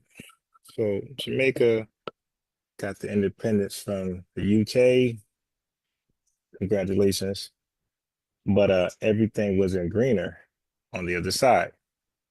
No matter how green that flag is, it was not greener on the other side. So unfortunately, a lot of Jamaicans decided to migrate or immigrate out of Jamaica to various different places. And unfortunately, they wanted to go back to the country that they left, that they sought independence from. So here's a brief look at that. Next, 65 years ago, a ship called the Empire Windrush arrived at Tilbury carrying nearly 500 people from Jamaica to start a whole new life. It was the first large group of West Indian immigrants to arrive after the Second World War. Ruth Banks has the details. Tilbury sees the arrival of more than 400 happy Jamaicans. It was the first wave of mass migration from the Caribbean to the UK. A boat full of workers called in from the colonies to plug Britain's post-war labour shortage. Among them, Sam King, whose father had sold 3 cows to pay the £28 and 10 shillings for his passage in hope of a better life. So, hope of a better life. So you see that going way back here. Let's look into this a little more. What do we have here?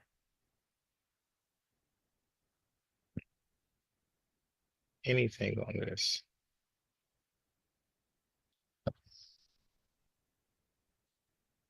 I'm trying to look at something. 65 years ago.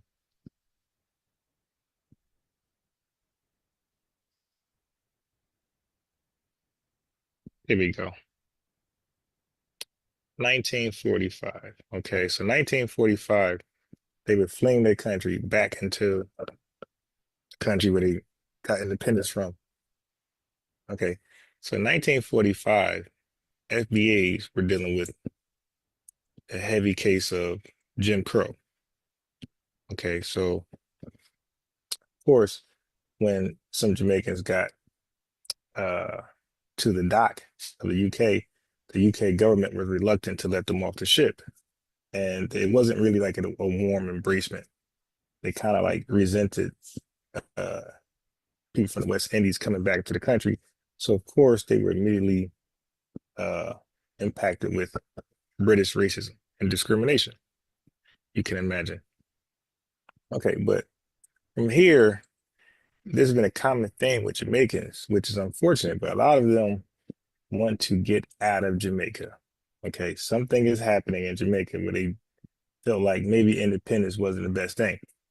They weren't capable of governing themselves correctly, righteously, and producing work and food for their citizens. So a lot of people are leaving Jamaica, even up to now, for their own reasons. And they're fleeing into countries mostly like the UK, Canada, and here in America. But so you'll say, well, why did the disdain and hatred, envy and jealousy for FBAs? And I try to like rationalize it. And I say, well, maybe because they're trying to get out of their condition and they're met with adversity leaving their country. And maybe they see other Black folks from the diaspora. In Nigeria, people are waiting all day at banks and ATMs to withdraw only enough money to last a day. violence has erupted in public spaces, with individuals attacking employees and demonstrators setting buildings on fire. This is because, in May 2023, new Nigerian President Bola Tinubu cut fuel subsidies that had been in place since the 1970s and abandoned a long-standing currency peg allowing the naira to trade freely in the market. As a result, the local currency has plummeted, driving inflation to more than 35%. Employees stopped going to work when their annual salary wouldn't even pay for their bus ride home. Companies began modelling their products to fit the income bracket of consumers by selling in smaller sachets, since people couldn't afford larger packages. Over 75% of households in Nigeria live on $3 to $5 per day, which is huge. So, how did Nigeria get here? And how is tech booming in Nigeria despite a weak economy? Nigeria, a nation of striking contrasts and boundless potential, is home to over 250 ethnic groups and 500 different languages, each with its own diverse culture and unique art. It is Africa's most populous country, with 200 million people, and was the continent's largest economy until 2022. Now it has slipped to 4th place. It is a land where contrasts coexist, from the bustling streets of Lagos to the serene savannas, and from vast oil fields to thriving tech hubs. Nigeria also boasts the 2nd largest film industry in the world by output. Nollywood, the local answer to Hollywood, produces about 2,500 films a year, and Nigerian musicians like Rema, Burna Boy and Wizkid pack stadiums around the world. Unfortunately, Nigeria's boundless potential is often wasted. In addition to being blessed with cultural and natural beauty, Nigeria is also cursed with an abundance of crude oil and natural gas, leading to corruption, crime and violence. To understand Nigeria's economic journey, we must first look to its past. In the early 20th century, Nigeria was a key agricultural exporter under British colonial rule. Products like cocoa, palm oil and groundnuts were the backbone of its economy.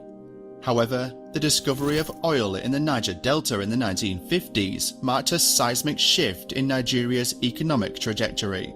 As global demand for oil surged, Nigeria's vast reserves became a valuable asset.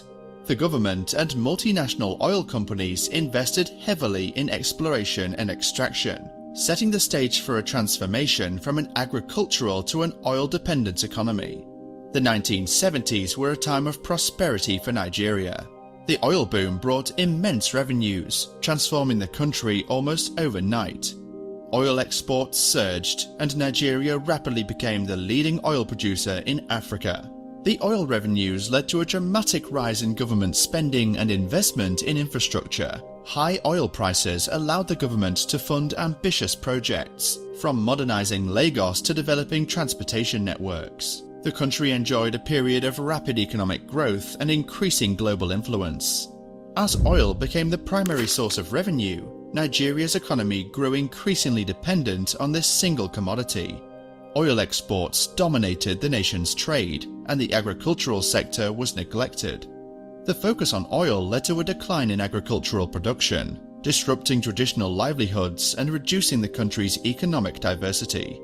Nigeria's reliance on oil exposed it to the volatility of global oil markets. The 1980s and 1990s saw dramatic fluctuations in oil prices, leading to economic instability. When oil prices fell, Nigeria faced severe recessions, reduced government revenues, and increased debt. The dependency on oil left the economy vulnerable to external shocks and underscored the need for diversification. This black gold has the potential to fuel prosperity and development. However, the immense wealth generated by oil has also been a double-edged sword, fueling a cycle of corruption and mismanagement that has plagued the country's economic and political systems. This is the story of how Nigeria's oil boom led to a crisis of corruption. As oil revenues grew, so did the allure of easy money. Corruption took root in various forms. Embezzlement, kickbacks, and fraudulent contracts became common. The oil sector, controlled by a few elite figures, became a breeding ground for corruption. State institutions designed to regulate and manage oil wealth were undermined by bribery and mismanagement, leaving the public increasingly disenfranchised. Power corrupts. So too does a resource-rich economy like Nigeria's, where easy access to oil money has encouraged bribery and mismanagement. According to the Corruption Perception Index, Nigeria ranks 32nd from the bottom. In 2014, a respected former central bank governor lost his job after claiming that $20 billion had been stolen. But this is just a small part of the damage caused by corruption. The bigger question is how much better off Nigeria could be if its leaders were more honest. By 2030, the size of Africa's biggest economy should triple in real terms. If Nigeria manages to reduce corruption to levels comparable to Malaysia, itself hardly above suspicion, its economy could be some 37% bigger still. Some of this damage is visible. When public cash, most of which comes from oil pumped in the southern Niger Delta, is siphoned off, investment in health, education, and roads suffers. But corruption also affects the economy in more insidious ways. Public institutions often hire the family and friends of the boss rather than the best candidates. In turn, those institutions become more inefficient and deliver less of what they're meant to, whether it is education or roads. In addition, countries where corruption is high attract less foreign investment.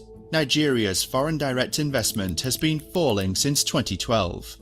This may in part explain why, despite its oil wealth, there is a rising share of Nigerians classified as below the poverty line. The living standards of Nigerians have dropped, and the share of the global population living below the extreme poverty line in Nigeria has increased to 12%. That's why Nigeria's abundant oil reserves are really a curse. In Nigeria, oil has been more of a curse than a blessing. Weak state institutions and poor governance in managing vast revenues have prevented the country from realizing its full potential in a textbook example of the resource curse. The subject of extensive research, the resource curse, or paradox of plenty, describes an inverse relationship where wealth brings detrimental impacts. Nigeria, the largest oil producer in Africa, the 6th largest global exporter, and holder of the 10th largest proven oil reserves in the world, is arguably such a cursed nation. Dependent on their natural resource exports, these countries have, on average, lower growth rates, lower levels of human development, and more inequality and poverty. They also tend to have worse institutions and more conflict than resource-poor economies. The resource curse happens mainly due to poor political governance and weak institutions. It's not just about having oil, but how it's managed. Multinationals, national and foreign governments, foreign financiers, investors, and the structures of states and private actors in oil-exporting countries all play a role. Resource wealth can have a devastating impact. Oil-exporting nations like Nigeria, Venezuela, Angola, and the DRC have seen their economies and livelihoods suffer. However, some countries like Norway, Canada, and Botswana have avoided the curse through strong state management and institutions that resist corruption. This is crucial because the resource curse is closely linked to corruption, a global problem that is the biggest obstacle to economic and social development, especially in less developed countries. Worldwide, an estimated $2 trillion is lost to corruption annually. This amount could eradicate poverty, educate all the world's children, cure malaria, and bridge the global infrastructure gap. Nigeria's economic troubles have also led to a sharp rise in crime. The poor economy has fueled the violence that affects much of the country, with more people being killed by jihadists, kidnappers, bandits, or the army. While COVID-19 has impacted economies everywhere, Nigeria's economic issues started before the pandemic. GDP per person has fallen every year since 2015, when oil prices dropped. However, when oil prices surge, amazing things can happen. In Saudi Arabia, a futuristic city is planned, complete with an artificial moon made of drones. Angola's long-struggling currency has recently become one of the strongest performers against the US dollar. But Nigeria hasn't seen such benefits. its economic performance has been mostly flat or negative. The main reason Nigeria has benefited so little from high oil prices is that production has dropped to 1.13 million barrels per day, the lowest in over 50 years. This decline is one reason the oil industry has dragged down overall economic growth. Output has been slowly decreasing since 2005 and has plunged this year, and Angola's output recently surpassed Nigeria's. One reason for the falling output is that the state oil company is so short of cash after paying for petrol subsidies that it struggles to cover the production costs for pumping crude oil. Another issue is that a lot of oil is never counted as part of Nigeria's output because it has been stolen. Estimates vary, but thieves are taking around 108,000 barrels a day, which is about 5% to 20% of production. One way to steal is to overload legitimate shipments with more oil than is declared. Another is to break into pipelines and siphon oil off, then cook it up in bush refineries before selling. Plenty of stolen crude goes straight into the international market. Small boats navigate the delta's canals, filling up from illegally tapped pipelines and then deliver it to offshore tankers or floating oil platforms. Although oil makes up about 9% of Nigeria's GDP, it accounts for 80% of export earnings and around half of government revenues. The long slump in oil prices, from over $100 a barrel in 2014 to less than half that for most of last year, has squeezed the supply of foreign exchange. Normally, economies would adjust by letting their exchange rates fall, which makes imports more expensive and can lead to short-term inflation. However, this usually helps boost exports by making them more competitive, but that hasn't worked for Nigeria. Sustained growth in exports needs more than just opening borders. Many businesses struggle because they are bogged down by red tape and government failures. Government is the biggest problem for business in Nigeria.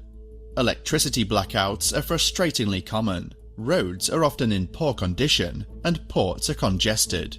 Moving a container just 20 kilometers from the port of Lagos to the city can cost $4,000. Almost as much as shipping it 12,000 kilometers from China. Nigeria ranks 131st out of 190 countries on the World Bank's Ease of Doing Business Index. Although some industries, like information technology, are growing despite the weak economy, especially fintech. Nigeria's fintech sector is booming, driven by a young, tech-savvy population, high mobile phone usage, and supportive government policies. The fintech landscape is diverse, with companies offering a wide range of services.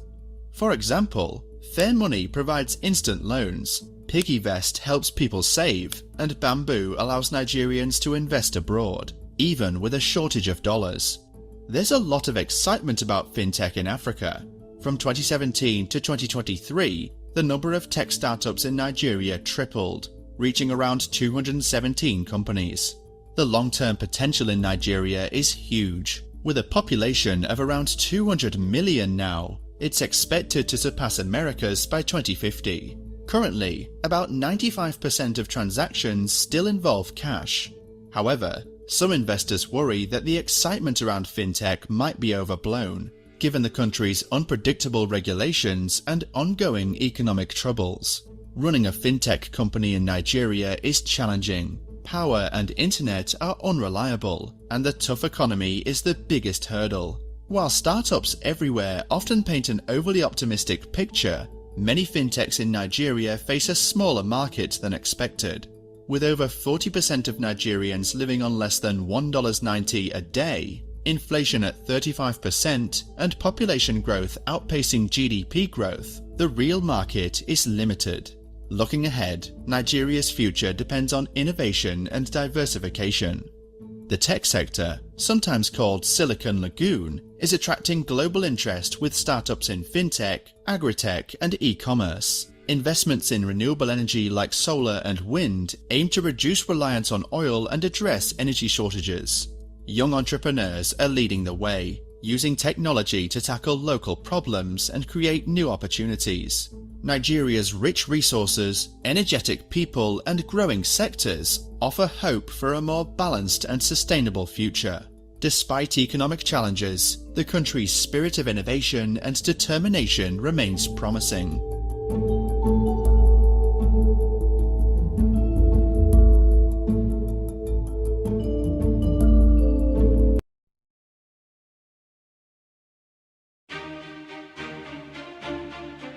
Two islands, two fates. A look at what is and what could have been. These islands, though separated by miles of ocean, share a common history and a similar starting point. Picture this. It's 2024. The world has changed, and so has one of these islands. Jamaica. Not the Jamaica you see on postcards, though. This Jamaica is different. It's a vision of what could have been. This Jamaica hums with the energy of a global powerhouse. The streets are alive with commerce, innovation, and a sense of purpose. Gleaming skyscrapers pierce the Caribbean sky. Reason with the whites, you still have what they call it, like you're similar to the African people, like you're African. So we're trying to reason with you guys and trying to understand why. Translation: the white supremacists defeated you psychologically, and you're scared to holler at them, so you want to holler at us to fight for you. And you're talking about the empire. No, military. And you want foundational Black Americans to fight for you, right? No, I wouldn't debate with the white. The white, they just smoke. When he comes sees me, it's just smoke. But the Black, like, I don't want to, like, I don't want to just go that route. I'll rather reason with a fellow Black than actually, What you want us to do? We don't like don't serve in the empire's exploitation of other Blacks, basically. Okay, if we dropped out of the military, they'll still be over there whooping your ass. So why would you focus on? Yeah, we could deal. At least we won't feel bad for them. We could deal with the whites, but we don't want to be analyzing our fellow Black. We won't deal with them, even if we were not in the military. They'll still hell. We're not in the French. Technology is proliferated, Tariq. It's not like the. Stop. We're not in the Italian military. They were over there whooping your ass. We're not in the French military. They were there whooping your ass. We're not in the British military. They were there whooping your ass. So why focus on us, sir? What kind of excuses are these? What kind of excuses are these, sir? What are you saying? It's like a family, It's like. It's like what, sir? You're just saying stuff. Why y'all always focus on foundational Black Americans? You double muted me. My bad. That's my bad. Yeah, it's all good. It's all good, brother. But yeah, man. Like you claiming that we got whooped, they handed our ass to us, this and that. Like, come on, man. Like they had the upper hand back there, but now everyone have the the tools to defend themselves. The only thing that will be preventing them to actually do so is just cowardness, right? If they don't have the heart. But so to bring up old news. Say it again. Oh damn! Just the fact that you get your ass whooped by all of these European powers, and then it's like, well, how come the FBAs didn't help us? But listen to it. It wasn't, like we were basically outgunned back then. Niggas were just fighting with swords while they had gun technology. We helped, not the case today. We helped Ethiopia. I mean, damn, we sent John C. Robinson over there to show them. What? I mean, a lot of the movements over there, it was foundational Black Americans helping with the independent movement. So we've done enough. Damn. What else do you want from us? Well, Tariq, I don't want to prolong this. I know other people want to speak, but I'm not coming to you, to show you guys hostility, or and so on, so forth.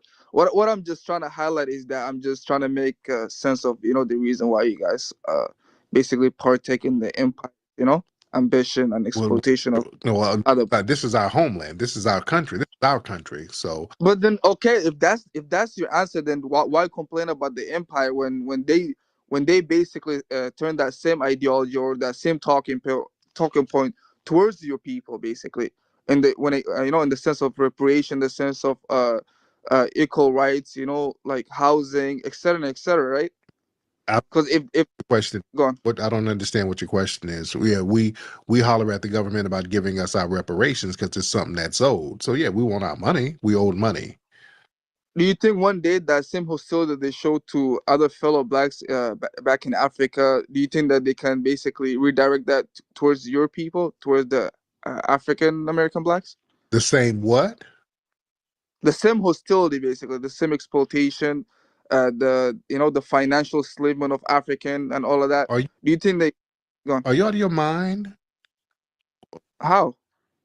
Did you ask me, do you think that they would show the hostility that they've shown to African nations to foundational Black Americans?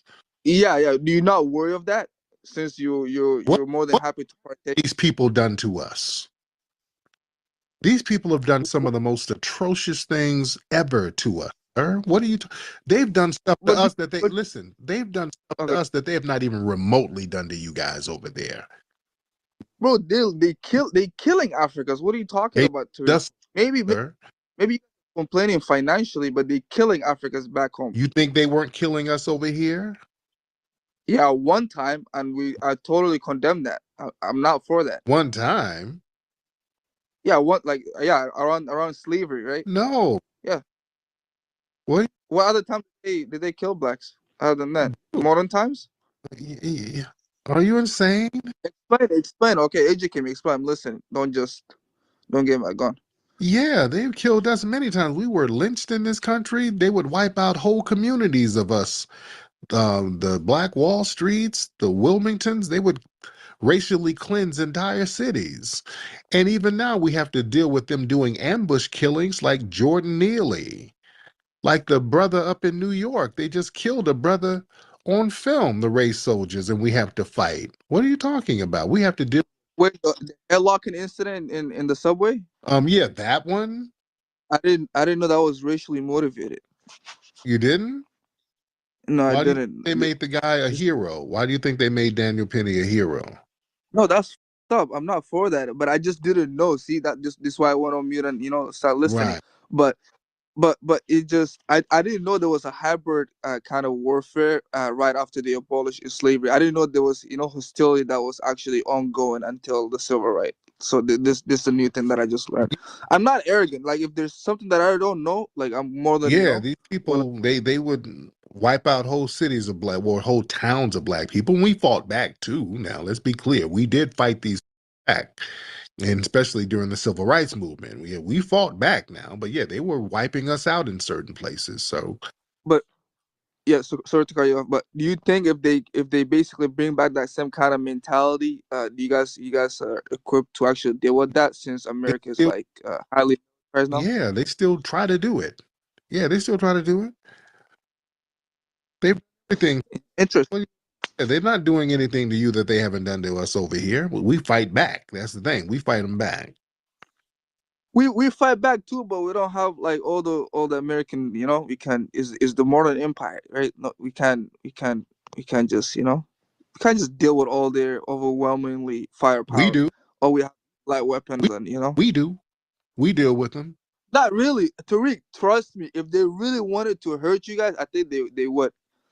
I think they would. But I don't think it will start a civil war. I'm not for it, but I don't think that the American establishment is controlled by whites. So I think they have all the basically they have all the power when it comes to Air Force, Navy, submarines, gunships.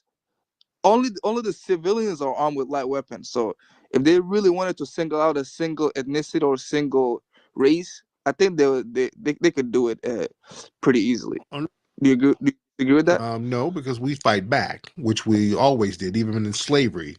We would fight back. We would create sanctuaries. And I applaud you guys. Yeah, I'm not saying don't fight back.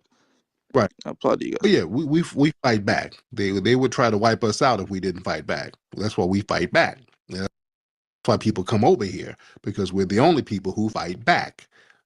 Why do you think people are coming over here to the Western Hemisphere? And that's why you ain't in Britain. You over here. You understand? Another $1 million question. Actually, it's kind of on topic. But do you think if FBA actually hold the highest level of power in the sense of the presidency, do you guys think it will financially liberate Africa and actually put a halt to the exploitation? The basically stealing of the natural resources, etc., etc. Who's doing the exploitation? What are you talking about? The American government, basically, like Congo. China's over there draining you. But you know what aboutism though, Tariq? I'm just asking as an African, at the center of Africa. What would you do? Stop. You keep talking about America, Britain. These people are still draining you over there. You up here giving props to China. China's running roughshod all over Africa. Man, Uganda, they almost had to give up their airport to China at one point. It got so damn bad and they got so much in debt. They're taking over there, sir. What are you talking about? But Tariq, it's not just stealing. They doing favorable what they call deals. Basically, they swap infrastructure for resources. Where in America, in the American scenario, in the American case, basically they outright just steal it. They just take it. Dude, what do you think the De Beers are doing? You see that? Yeah. What do you think they're doing over there with them diamonds that they've been doing for over a century? What do you think they're doing? Who?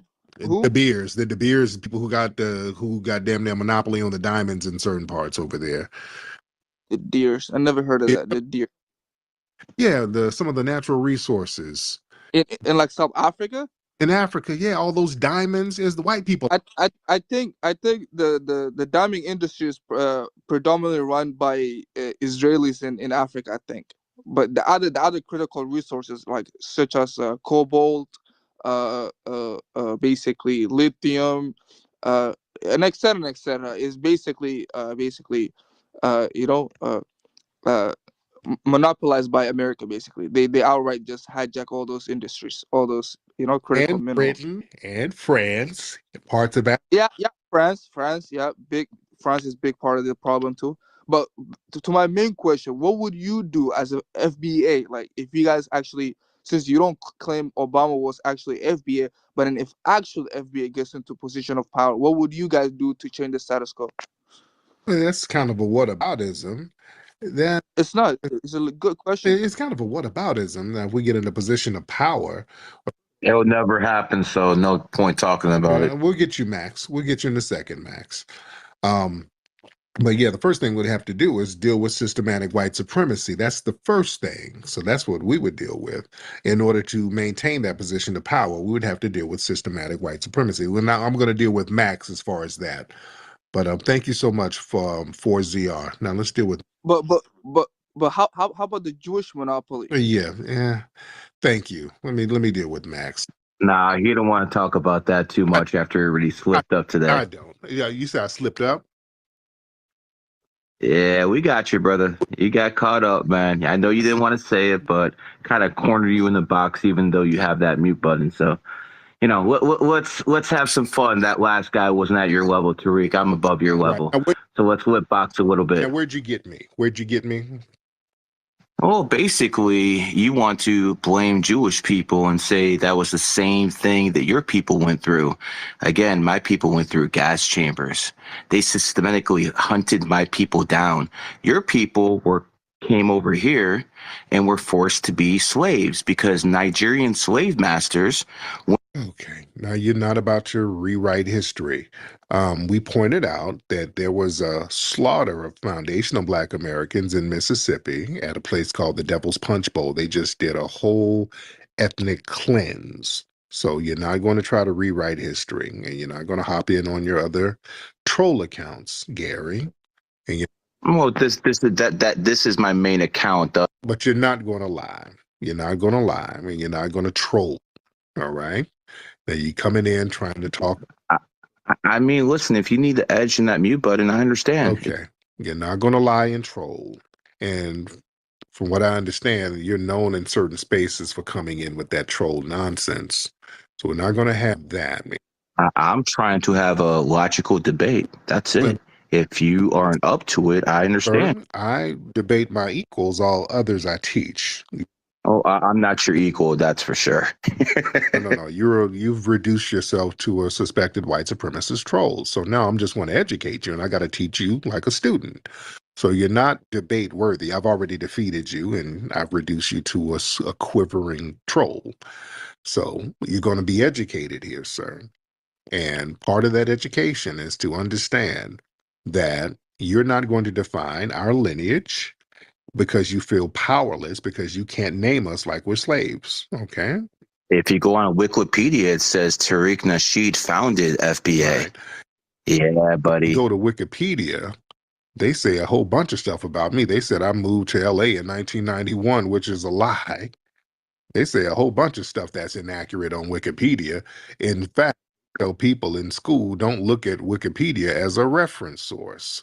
Wikipedia is not a reliable source. So the fact that you coming in quoting Wikipedia, one of the most unreliable entities on the internet, shows that your argument is weak, sir.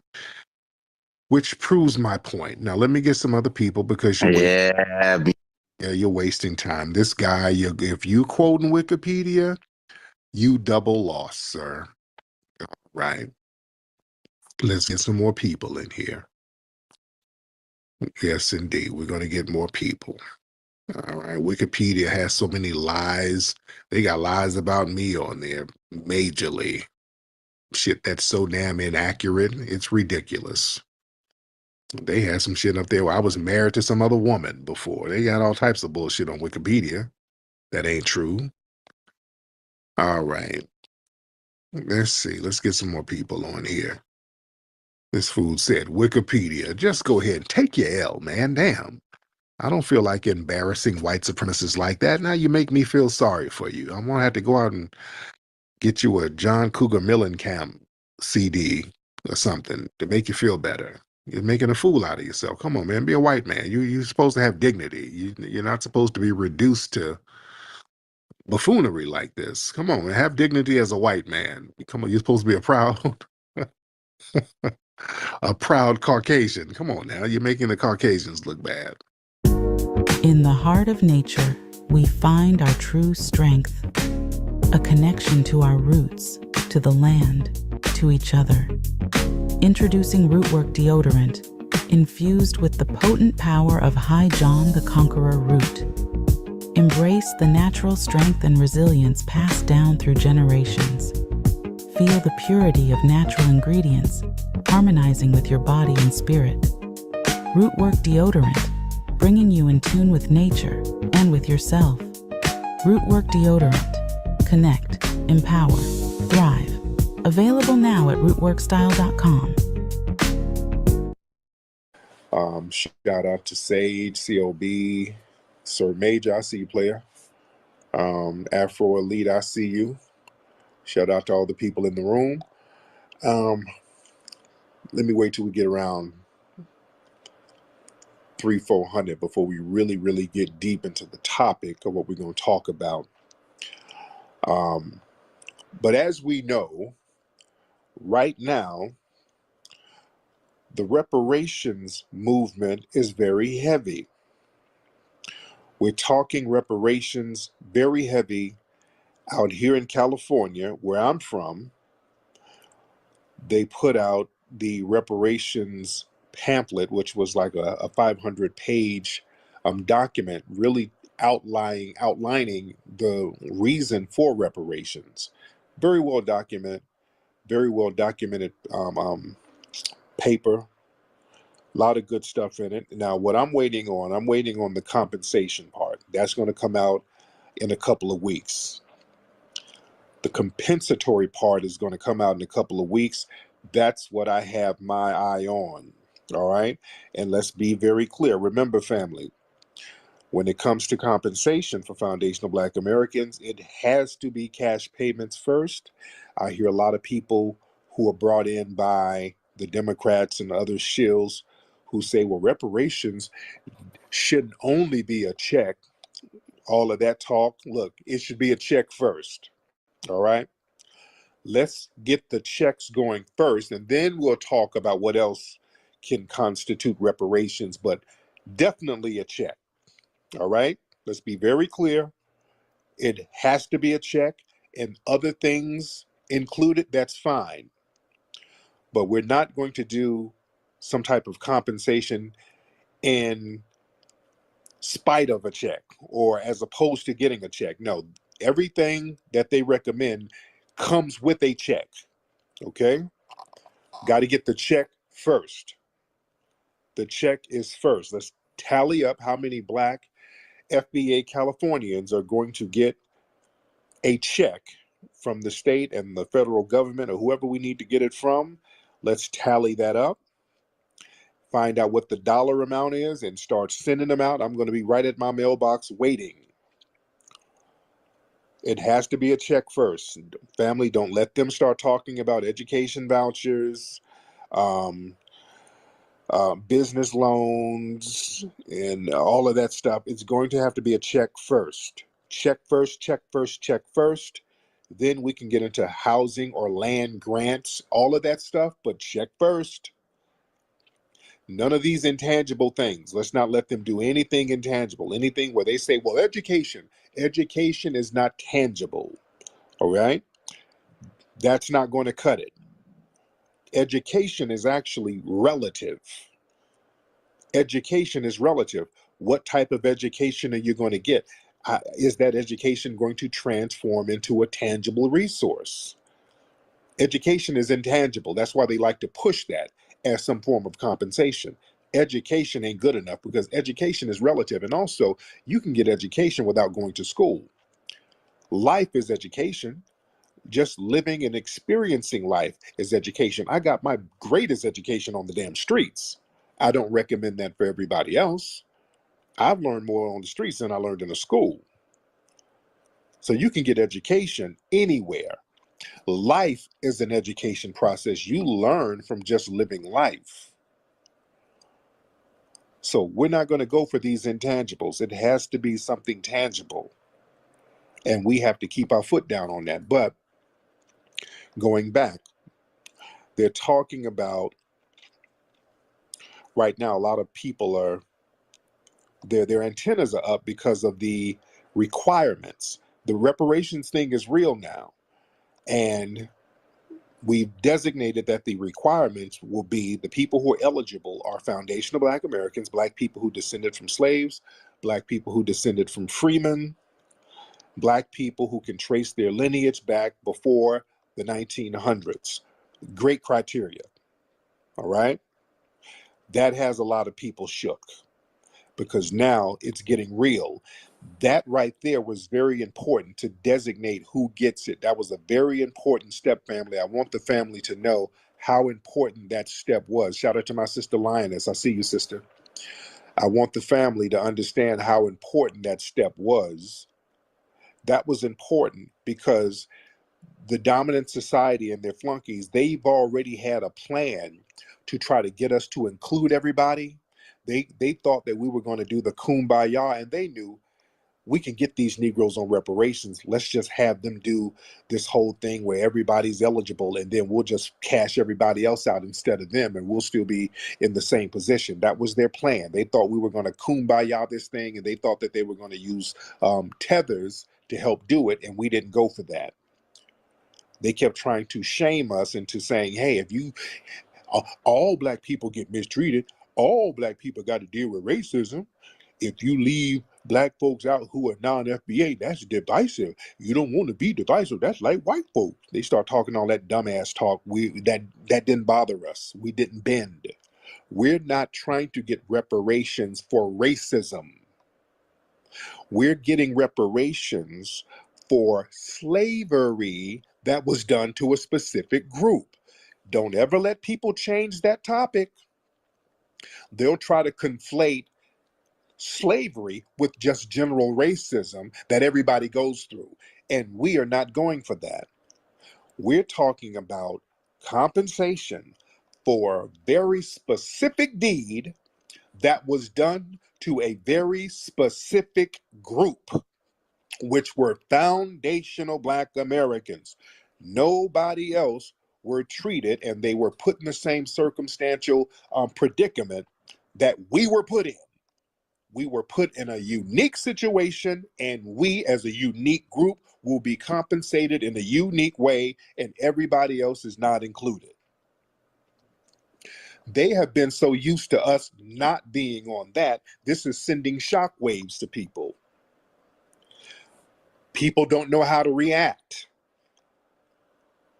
So now that this thing is real, and we've been stomping hard out here in California, and everybody knows when something gets started in California, this is usually the template of what's going to happen around the nation. So all eyes are on us out here in California right now. Us on the grassroots, us keeping our eye on those reparations committees and commissions out here and us speaking on those things, you better believe that made an impact. So now people are watching very heavy. They put out that page, that booklet the other day talking about the requirements and why it's important, and the wave and the movement is getting even stronger. But now we have to watch out for these groups who are trying to undermine reparations. The N-Cobras and all these other people who are sent by the Democrats and other groups. These groups are popping up, and I put this up on my Twitter the other day. Some group called NBCI Trust, the National Black Cultural Information Trust. Who the hell are these people? I want y'all to watch out for names like that. Watch out for these groups that pop up out of nowhere, family. Because see, the good thing about the grassroots, we all kind of correspond with each other, so we kind of know who's who on the grassroots. We all kind of socialize online. We know who's who. We know who the real ones are. We know who the riders are. We're kind of familiar with each other. But watch when y'all see these weird names, these groups pop up out of nowhere. You know, nobody never heard of them. And they got lawyers and all these people writing these dissertations and writing their opinions about reparations. Understand, these are people that were papered up by the dominant society and put out here to try to look like grassroots. But I put up a press release. Somebody actually emailed me this. They were sending out email blasts to certain people. And somebody sent me an email blast by this NBCI Trust group. And I want to read that to you for those who haven't read it. It said, the National Black Cultural Information Trust, we celebrate California Reparations Task Force and interim report, but hope for changes to eligibility requirements. Okay, here they go. In fact, let me do this, guys. Let me retweet. Let me put it on the Jumbotron. Let me do that. Let me do that, family. Let me put it on the Jumbotron while I go over it, because this is very important, family. And I want y'all to see this stuff. Okay, okay, how do I put this on the Jumbotron? How do I put this on the damn Jumbotron? Watch out. Okay. How the hell I put this on here? I'm like the old nigga in the room. Hold on. Okay, do I put it up like that? Okay, I think it's up there already. Do y'all see it? Okay, there it is. All right, there you go. Okay, I figured it out. Good. Okay, so that's the report up there. You guys can click on it and read over it with me.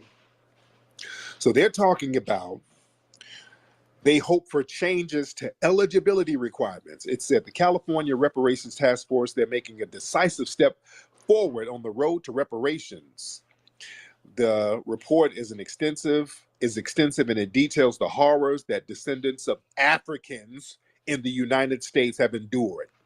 Watch out for that bullshit, man. Watch out for that. They keep trying to Africanize us as a way to undermine us. That's not to embrace some big Pan-Africanism.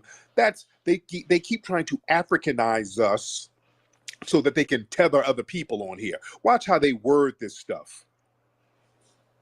Descendants of Africans in the United States. I ain't been a descendant of Africans in a long time. I'm a foundational Black American. Everybody is a descendant of an African. All right? Life started in Africa. We're not playing that game. Everybody on the planet is a descendant of Africa. We are foundational Black Americans. Let me go on and read the rest. I just got to hip y'all to the weasel words here. However, we hope that the California Reparations Task Force strongly reconsiders their current limitation of eligibility determined by an individual being an African-American descendant of a chattel enslaved person or the descendant of a free Black person living in the United States prior to the end of the 19th century. See? So they're pissed and they're still trying to find a way to undermine us by letting all Black folks be eligible for reparations, and that makes no sense. That makes no sense whatsoever. All Black people cannot be eligible, because if you let all Black people eligible, that's going to open the door for all of these other groups too, and they know that. Let me read the rest of it. It says, reparations experts, historians, organizations, including the National African American Reparations Commission, that's NARC, and the National Coalition of Blacks for Reparations in America, and COBRA, and anti-racism educators stress that while tracing direct enslaved ancestry is possible for some African Americans, it's not feasible for all harmed families or communities. Additionally, extensive ancestry tracing measures can be time-consuming, it can be expensive, it can be traumatic, and it can create additional barriers to access. Stop. So now they're saying if we start looking up our lineage, that's just going to be too traumatic. It's just so hard to look up your background. This is horse crap. We know who we are. We know how to trace our lineage back. This is garbage. How many of you can easily trace your lineage back to the damn 1800s? I can trace mine to the 1700s, family. Raise your hand, family, if you can trace your lineage back, my FBA family. It is not that hard. They're sitting up here making this seem like it's some type of monumental task to do. We know how to trace our lineage back. Look at my sister in here. Y'all wave to my sister Tia. That's my sister in here. I got my lineage up in here right now. It is not that hard to trace your lineage back. You can go on Ancestry. Hell, you can go ask your grandma. God damn it, your grandma, you know how your mama be having all these documents all over the place? Your mama probably got all the ancestry information in a mattress somewhere in the house. You know, your mama keep every damn thing. We know where we come from and who we are and how to trace our family members back. It's not that hard to do. They're running game. They're trying to act like this is such a hard task. This is all cap. Let me read the rest of it. Excuse me. Thus, direct enslaved ancestry tracing should not be the determinant factor for eligibility. Reparations expert, activist, lawyer Adoja Ayetoro outlines legal and ethical issues with lineage-based eligibility requirements. For large-scale reparative justice initiatives among local governments and states and national levels, eliminating barriers to access is essential for reaching and repairing Black communities. And they say an alternative to lineage-based reparations is harms-based reparations, which recognizes that Black communities have endured centuries of dehumanizing delays and barriers to reparative justice. No. That right there is a trick bag. No. Now, family, they know good and well if we start saying, hey, don't put it on lineage, let's just make it for people who've been harmed by racism. Hell no. Do y'all know that just kills everything dead on its tracks? That will kill it immediately. The reparations will be useless because everybody and their mama can make a claim then. Hell no, you don't make it harm-based. Everybody who was harmed by racism, okay, that's every Black person, that's every Hispanic. There's white people who can claim they were harmed by racism. Hell no. Arabs, everybody and their mama will be eligible for reparations, and they know this. The name of the game is to get us to co-sign one of these janky-ass tether initiatives so that we can be undermined, so that this tether group can get them a little endowment from the government. These little groups who pop up, remember, like I said, these groups that nobody ever heard of, a lot of them are these nonprofit groups with these old, dusty, decrepit Negroes in them, and they get little kickbacks from these liberal think tanks, man. They're trying to undermine us for their own financial benefit, family. That's all this is. In Cobra, these people get chipped off by the Democratic brass. I met somebody from in Cobra years ago. Somebody came to a lecture I did in Boston. I did a lecture in Boston, and some old lady from in Cobra came up and brought me a bunch of in Cobra documents. This was, what year was this? What year? I can't remember. It was some years back. I forgot how long ago it was, but she brought me some in Cobra documents. And I read through that, and it was like, well, The first thing I noticed, well, we don't want a check. A check would be insulting. We need education and we need Pan-Africanism. We need to go back to the motherland. I said, if y'all don't get this, I put that in the dog cage to let the dogs crap and pee on it. That's all it was good for. Dog piss. When I read that, I said, in Cobra's full of it. When the minute they start talking about we don't need no money, run for the hills, these are enemies among us. We ain't playing that game. These people who are pushing that Pan-Africanism line, and also these people who are not even FBA. Did y'all see, what's the spokesperson for Biden? What's it, Karine Jean-Pierre? Did y'all see somebody asked her about the reparations in California? Now, the other day, when they had the Asian groups up there talking about Asian hate, her ass was up there skinning and grinning. Boy, she was all teeth when the Asians were up there talking about anti-Asian hate crimes while they were ignoring black people getting gunned down by these race soldiers. Jean-Pierre, she was up there skinning and grinning. And when they asked her the other day about reparations, boy, when they asked her about reparations, that woman's eyes got to bucking something fierce. Boy, they asked her that, her eyes were literally bucking, and she looked offended. She was like, well, they said, well, how come Biden ain't saying nothing about reparations in California? Oh, Biden, his position is the same. His position is the same. But she got real cold. Yeah, his position on reparations is the same. Next question. It was that type of vibe. Well, we got to watch these tethers, family. We got to watch these tethers. These tethers are really trying to undermine the game here. These tethers are really trying to undermine what we got going on out here. We're not playing that game. Like I was talking about the other day, that tether, that dude who shot up that doctor out there in Tulsa, Oklahoma, that Michael Lewis guy, the white media, they knew that guy was non-FBA. And let me tell you something, this is why it's very important that we stay on top of the game. I was the first person, I told y'all that wasn't that's a goddamn tether. That dude is Haitian. I was the first person to tell people that. Now, there's articles now, they're confirming that too.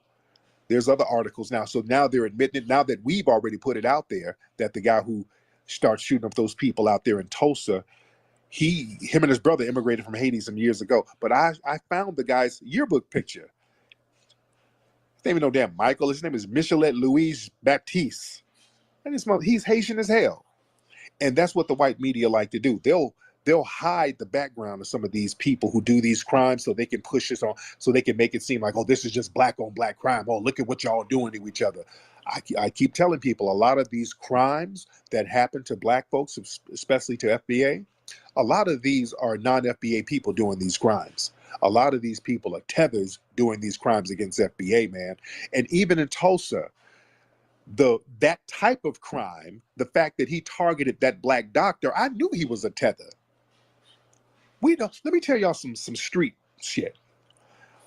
There's an unwritten rule with street cats, who foundational black American street cats, I'll put it that way. There's an unwritten rule. You don't target professional black people. You don't target black people who are in college, and you don't target professional black people. That's kind of been an unwritten rule for a long time. Hustlers and street cats, people who get paper out here on the block, you just don't do anything to harm a professional black person. Meaning you don't mess with black people who are doctors. You don't shoot them. You don't shoot lawyers. You don't shoot college cats. So whenever you see a black person who's a doctor or something get killed by another black person, 9 times out of 10, that other black person is a damn tether. I knew that type of crime, him targeting a black person, especially a black doctor, that's a tether. We don't do that. That's something we don't do. If you understand FBA culture and the street culture, you'll understand that. I remember down in Atlanta a few years ago, some dusty dude killed this college girl. He killed this college girl. And I said, that's a tether. That's a tether. That we don't do that. And sure enough, it was some Trinidadian dude. We can tell just by the types of crimes. We know who deuced it. Hustlers and street dudes and cats who get busy on the block. The college kids are hands off. That's always been a thing. You don't mess with no college kid who's a black kid. You don't mess with college kids. In fact, you go out of your way to try to protect them because you don't want them out there on the block. If you see them getting an education, you want them to keep at it so they can become a doctor, a lawyer, so they can help us get off the damn block eventually. Yeah, we want you to get out there and get that education. If you become a lawyer, I need you to help me. If you become a doctor and something happened to me, I need you to help me. If you become a cop or a judge, you need to help me. That's the mentality of a lot of street dudes. So we don't really mess with college folks or professional black people. They've always been hands off when it comes to street business. But tethers come in and just start mowing everybody. You understand? They start targeting women, kids, professionals, the whole shebang. We got to know who's doing this stuff among us. And another interesting thing, remember, we're talking about reparations for a long time, and the tethers were telling us to shut up. Remember Cynthia Erivo's homegirl, Lovey? These are Nigerians. She did a whole paper when she admitted she was in high school, and she did a paper talking about how we shouldn't be getting no damn reparations. They were big on us, telling us we shouldn't get no reparations, and you niggas are not going to get it. Stop begging the government. Stop begging the white man and pull yourself up by your bootstraps, nigga. Remember they're telling us that? Now that this thing got legs, now that it's moving, now that we stayed on our grind like FBAs do, we stayed on our damn FBA grind. We don't give up. We keep on keeping on. We keep on pushing. Now that this thing got legs and we're pushing it out here, and now we getting things passed, now we got a lot of momentum. Now we ain't backing down, and the grassroots movement for it is getting stronger. Now the same tethers who was sitting up here trying to denigrate us about getting reparations, they want to get latched onto it now. What about me, nigga? Hey, FBA. Hey, what? This is divisive. What about me? I deal with racism too, niggas. Now everybody wants to get on now. Now y'all want to cop please. Now it's divisive. Y'all were the ones telling us we need to shut up and whoop-de-whoop. Now it's what about me, nigga? You see? You see how that energy goes? But we're going to get some reparations. Let's be clear. I told people years ago, we're going to get reparations. I've been saying that. I've been talking about reparations publicly since 2013. If y'all check the record, I mean, we're going to get reparations. That's going to happen. We've just never been as focused as we are now. All we have to do as foundational Black Americans, man, we stay focused, we can get anything done. That's why they keep trying to get our focus off. This is why they always try to push other people around us so that we can be non-focused. No, why don't y'all get with some interracial dating? No. Let's be on some kumbaya. Let's pray to the Lord and forgive. Remember the white supremacists were on here a few weeks ago talking about, well, we don't need to get reparations because Jesus forgave all the white folks. No, I didn't get the memo from Jesus. No, Jesus told y'all something other than what he told me. Jesus told me to get that paper. Jesus told me, get the paper and don't trust y'all ass. That's what Jesus told me. Jesus said, hey, they nailed me to the cross. Don't trust their ass. Get that money. That's what Jesus told me. Now, let me get some of the family on here because we got a lot of folks on here tonight. We are deep in here, almost 1,000 people in here tonight. Let's raise your hand and let's chop it up with the family. I see Sonny, Brother Sonny. I see A. Lewis, some of the regulars. I see TS, Giselle in there. I see you. I see Afro Elite. I see the family in here. Let's get Sage. Let's get Sage in here. What's up, Sage? Brother Flex, how's everything, brother? Sage from Brooklyn. I'm good, brother. How are you, sir? I'm good. I wanted to something that you said was very interesting. You pointed out reparations.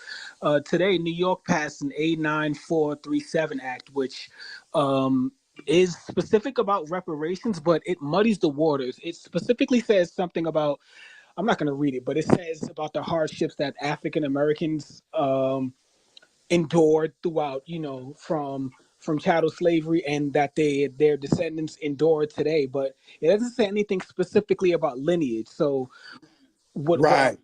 Yeah, y'all need to get on them about that. absolutely. Now, in New York, get on them about that. Get on them about that language. That language is very, very important. Just like with this out here. Remember, out here, when they were getting the reparations documents together, they were using a lot of this real weird language, and I was on their bumper. I was having private conversations with some of these folks who's on that commission. Even before they started having these public commissions, I was having private conversations with them, letting them know, y'all better get that language right.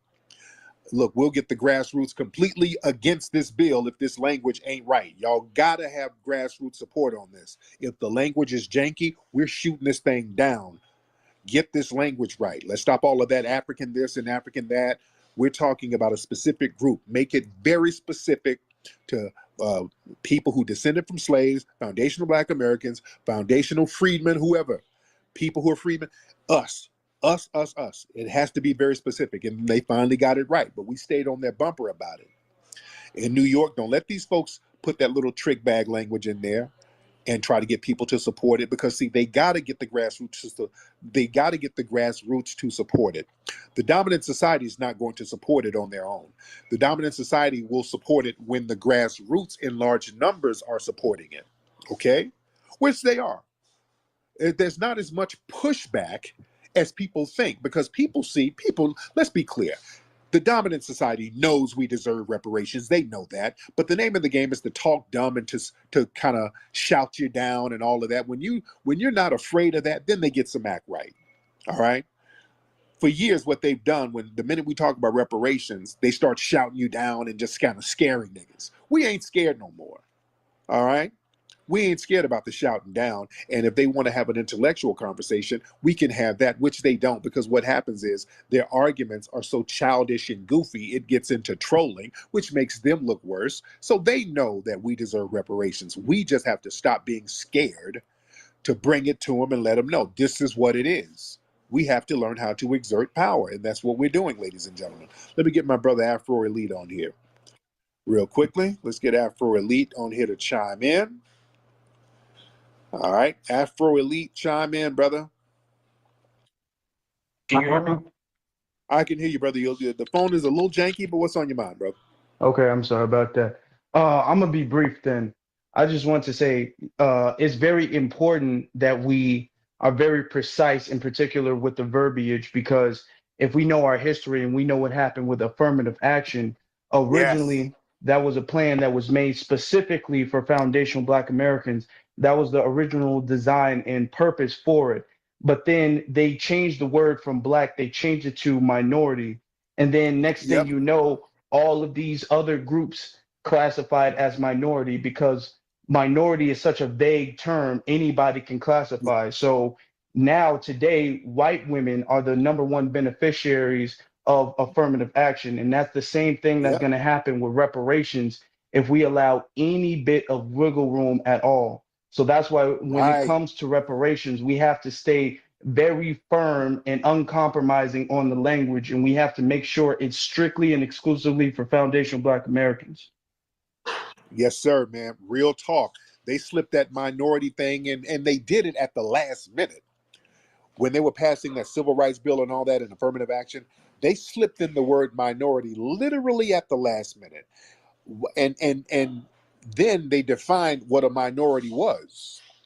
They redefined what a minority was.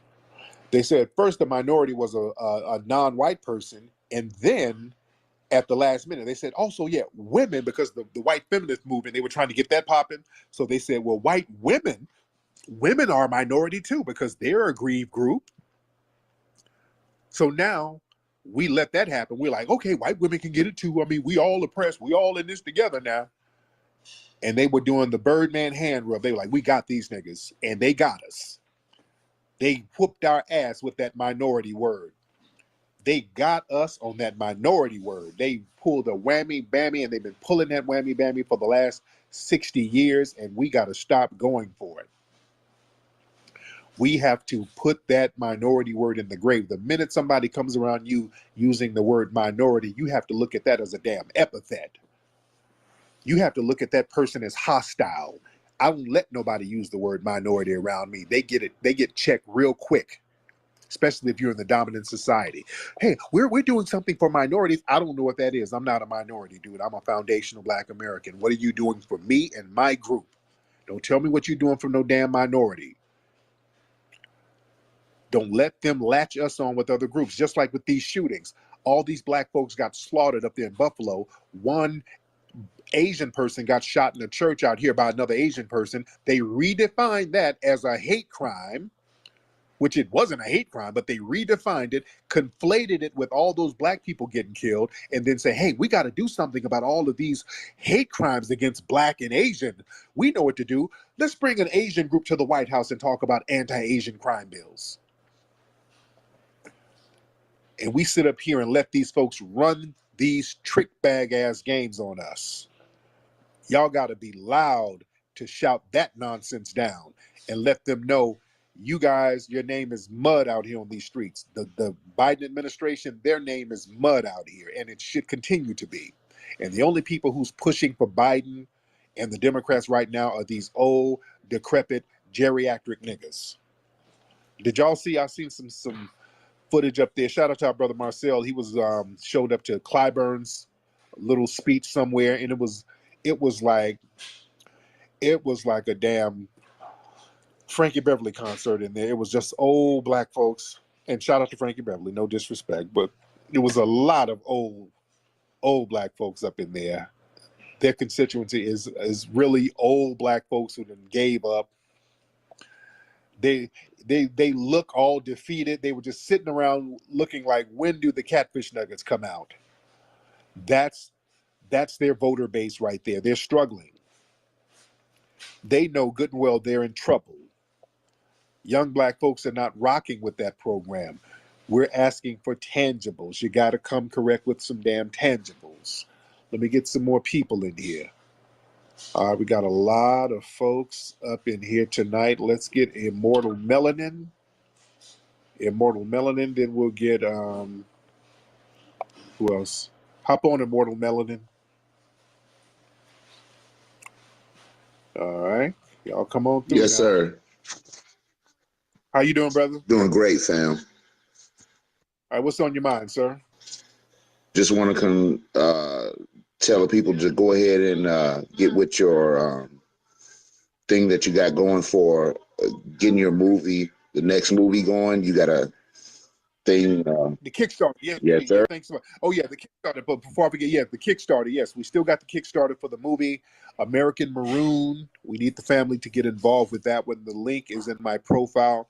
Y'all click on my picture and hit that Kickstarter link. I definitely need the family to help get involved with that so we can make that happen. Let's get Ashy Foot in here. Hey, Brother Flex. What's up, Ashy Foot? Yes, put the foot on their necks. These tethers, they are going to lie on you. But I'm telling you, I'm from there. I'm there in their motherland. I'll tell you this way. They look for a way to hustle their way to get that money. But the thing is this, Flex, verbiage has to be right, has to be your people, and I'm behind you. I'll leave you with that. My man, I appreciate you. Listen, when I get my reparations, I'm going to get you some lotion for the ashy feet. Of course, I need that. Your feet. It's ashy, of course. Yes, them feet are going to look like new when I'm done with you, Ubuntu. Let's get Kim in here. Yes, I just wanted to say that I think we have a lot of momentum right now. You know, the Democrats, they took advantage of the Black Lives Matter, the George Floyd situation just to get power. Yeah. And now they've woken people up. And now people are awake and they want reparations and they're trapped into a corner that they can't get out of. Yeah.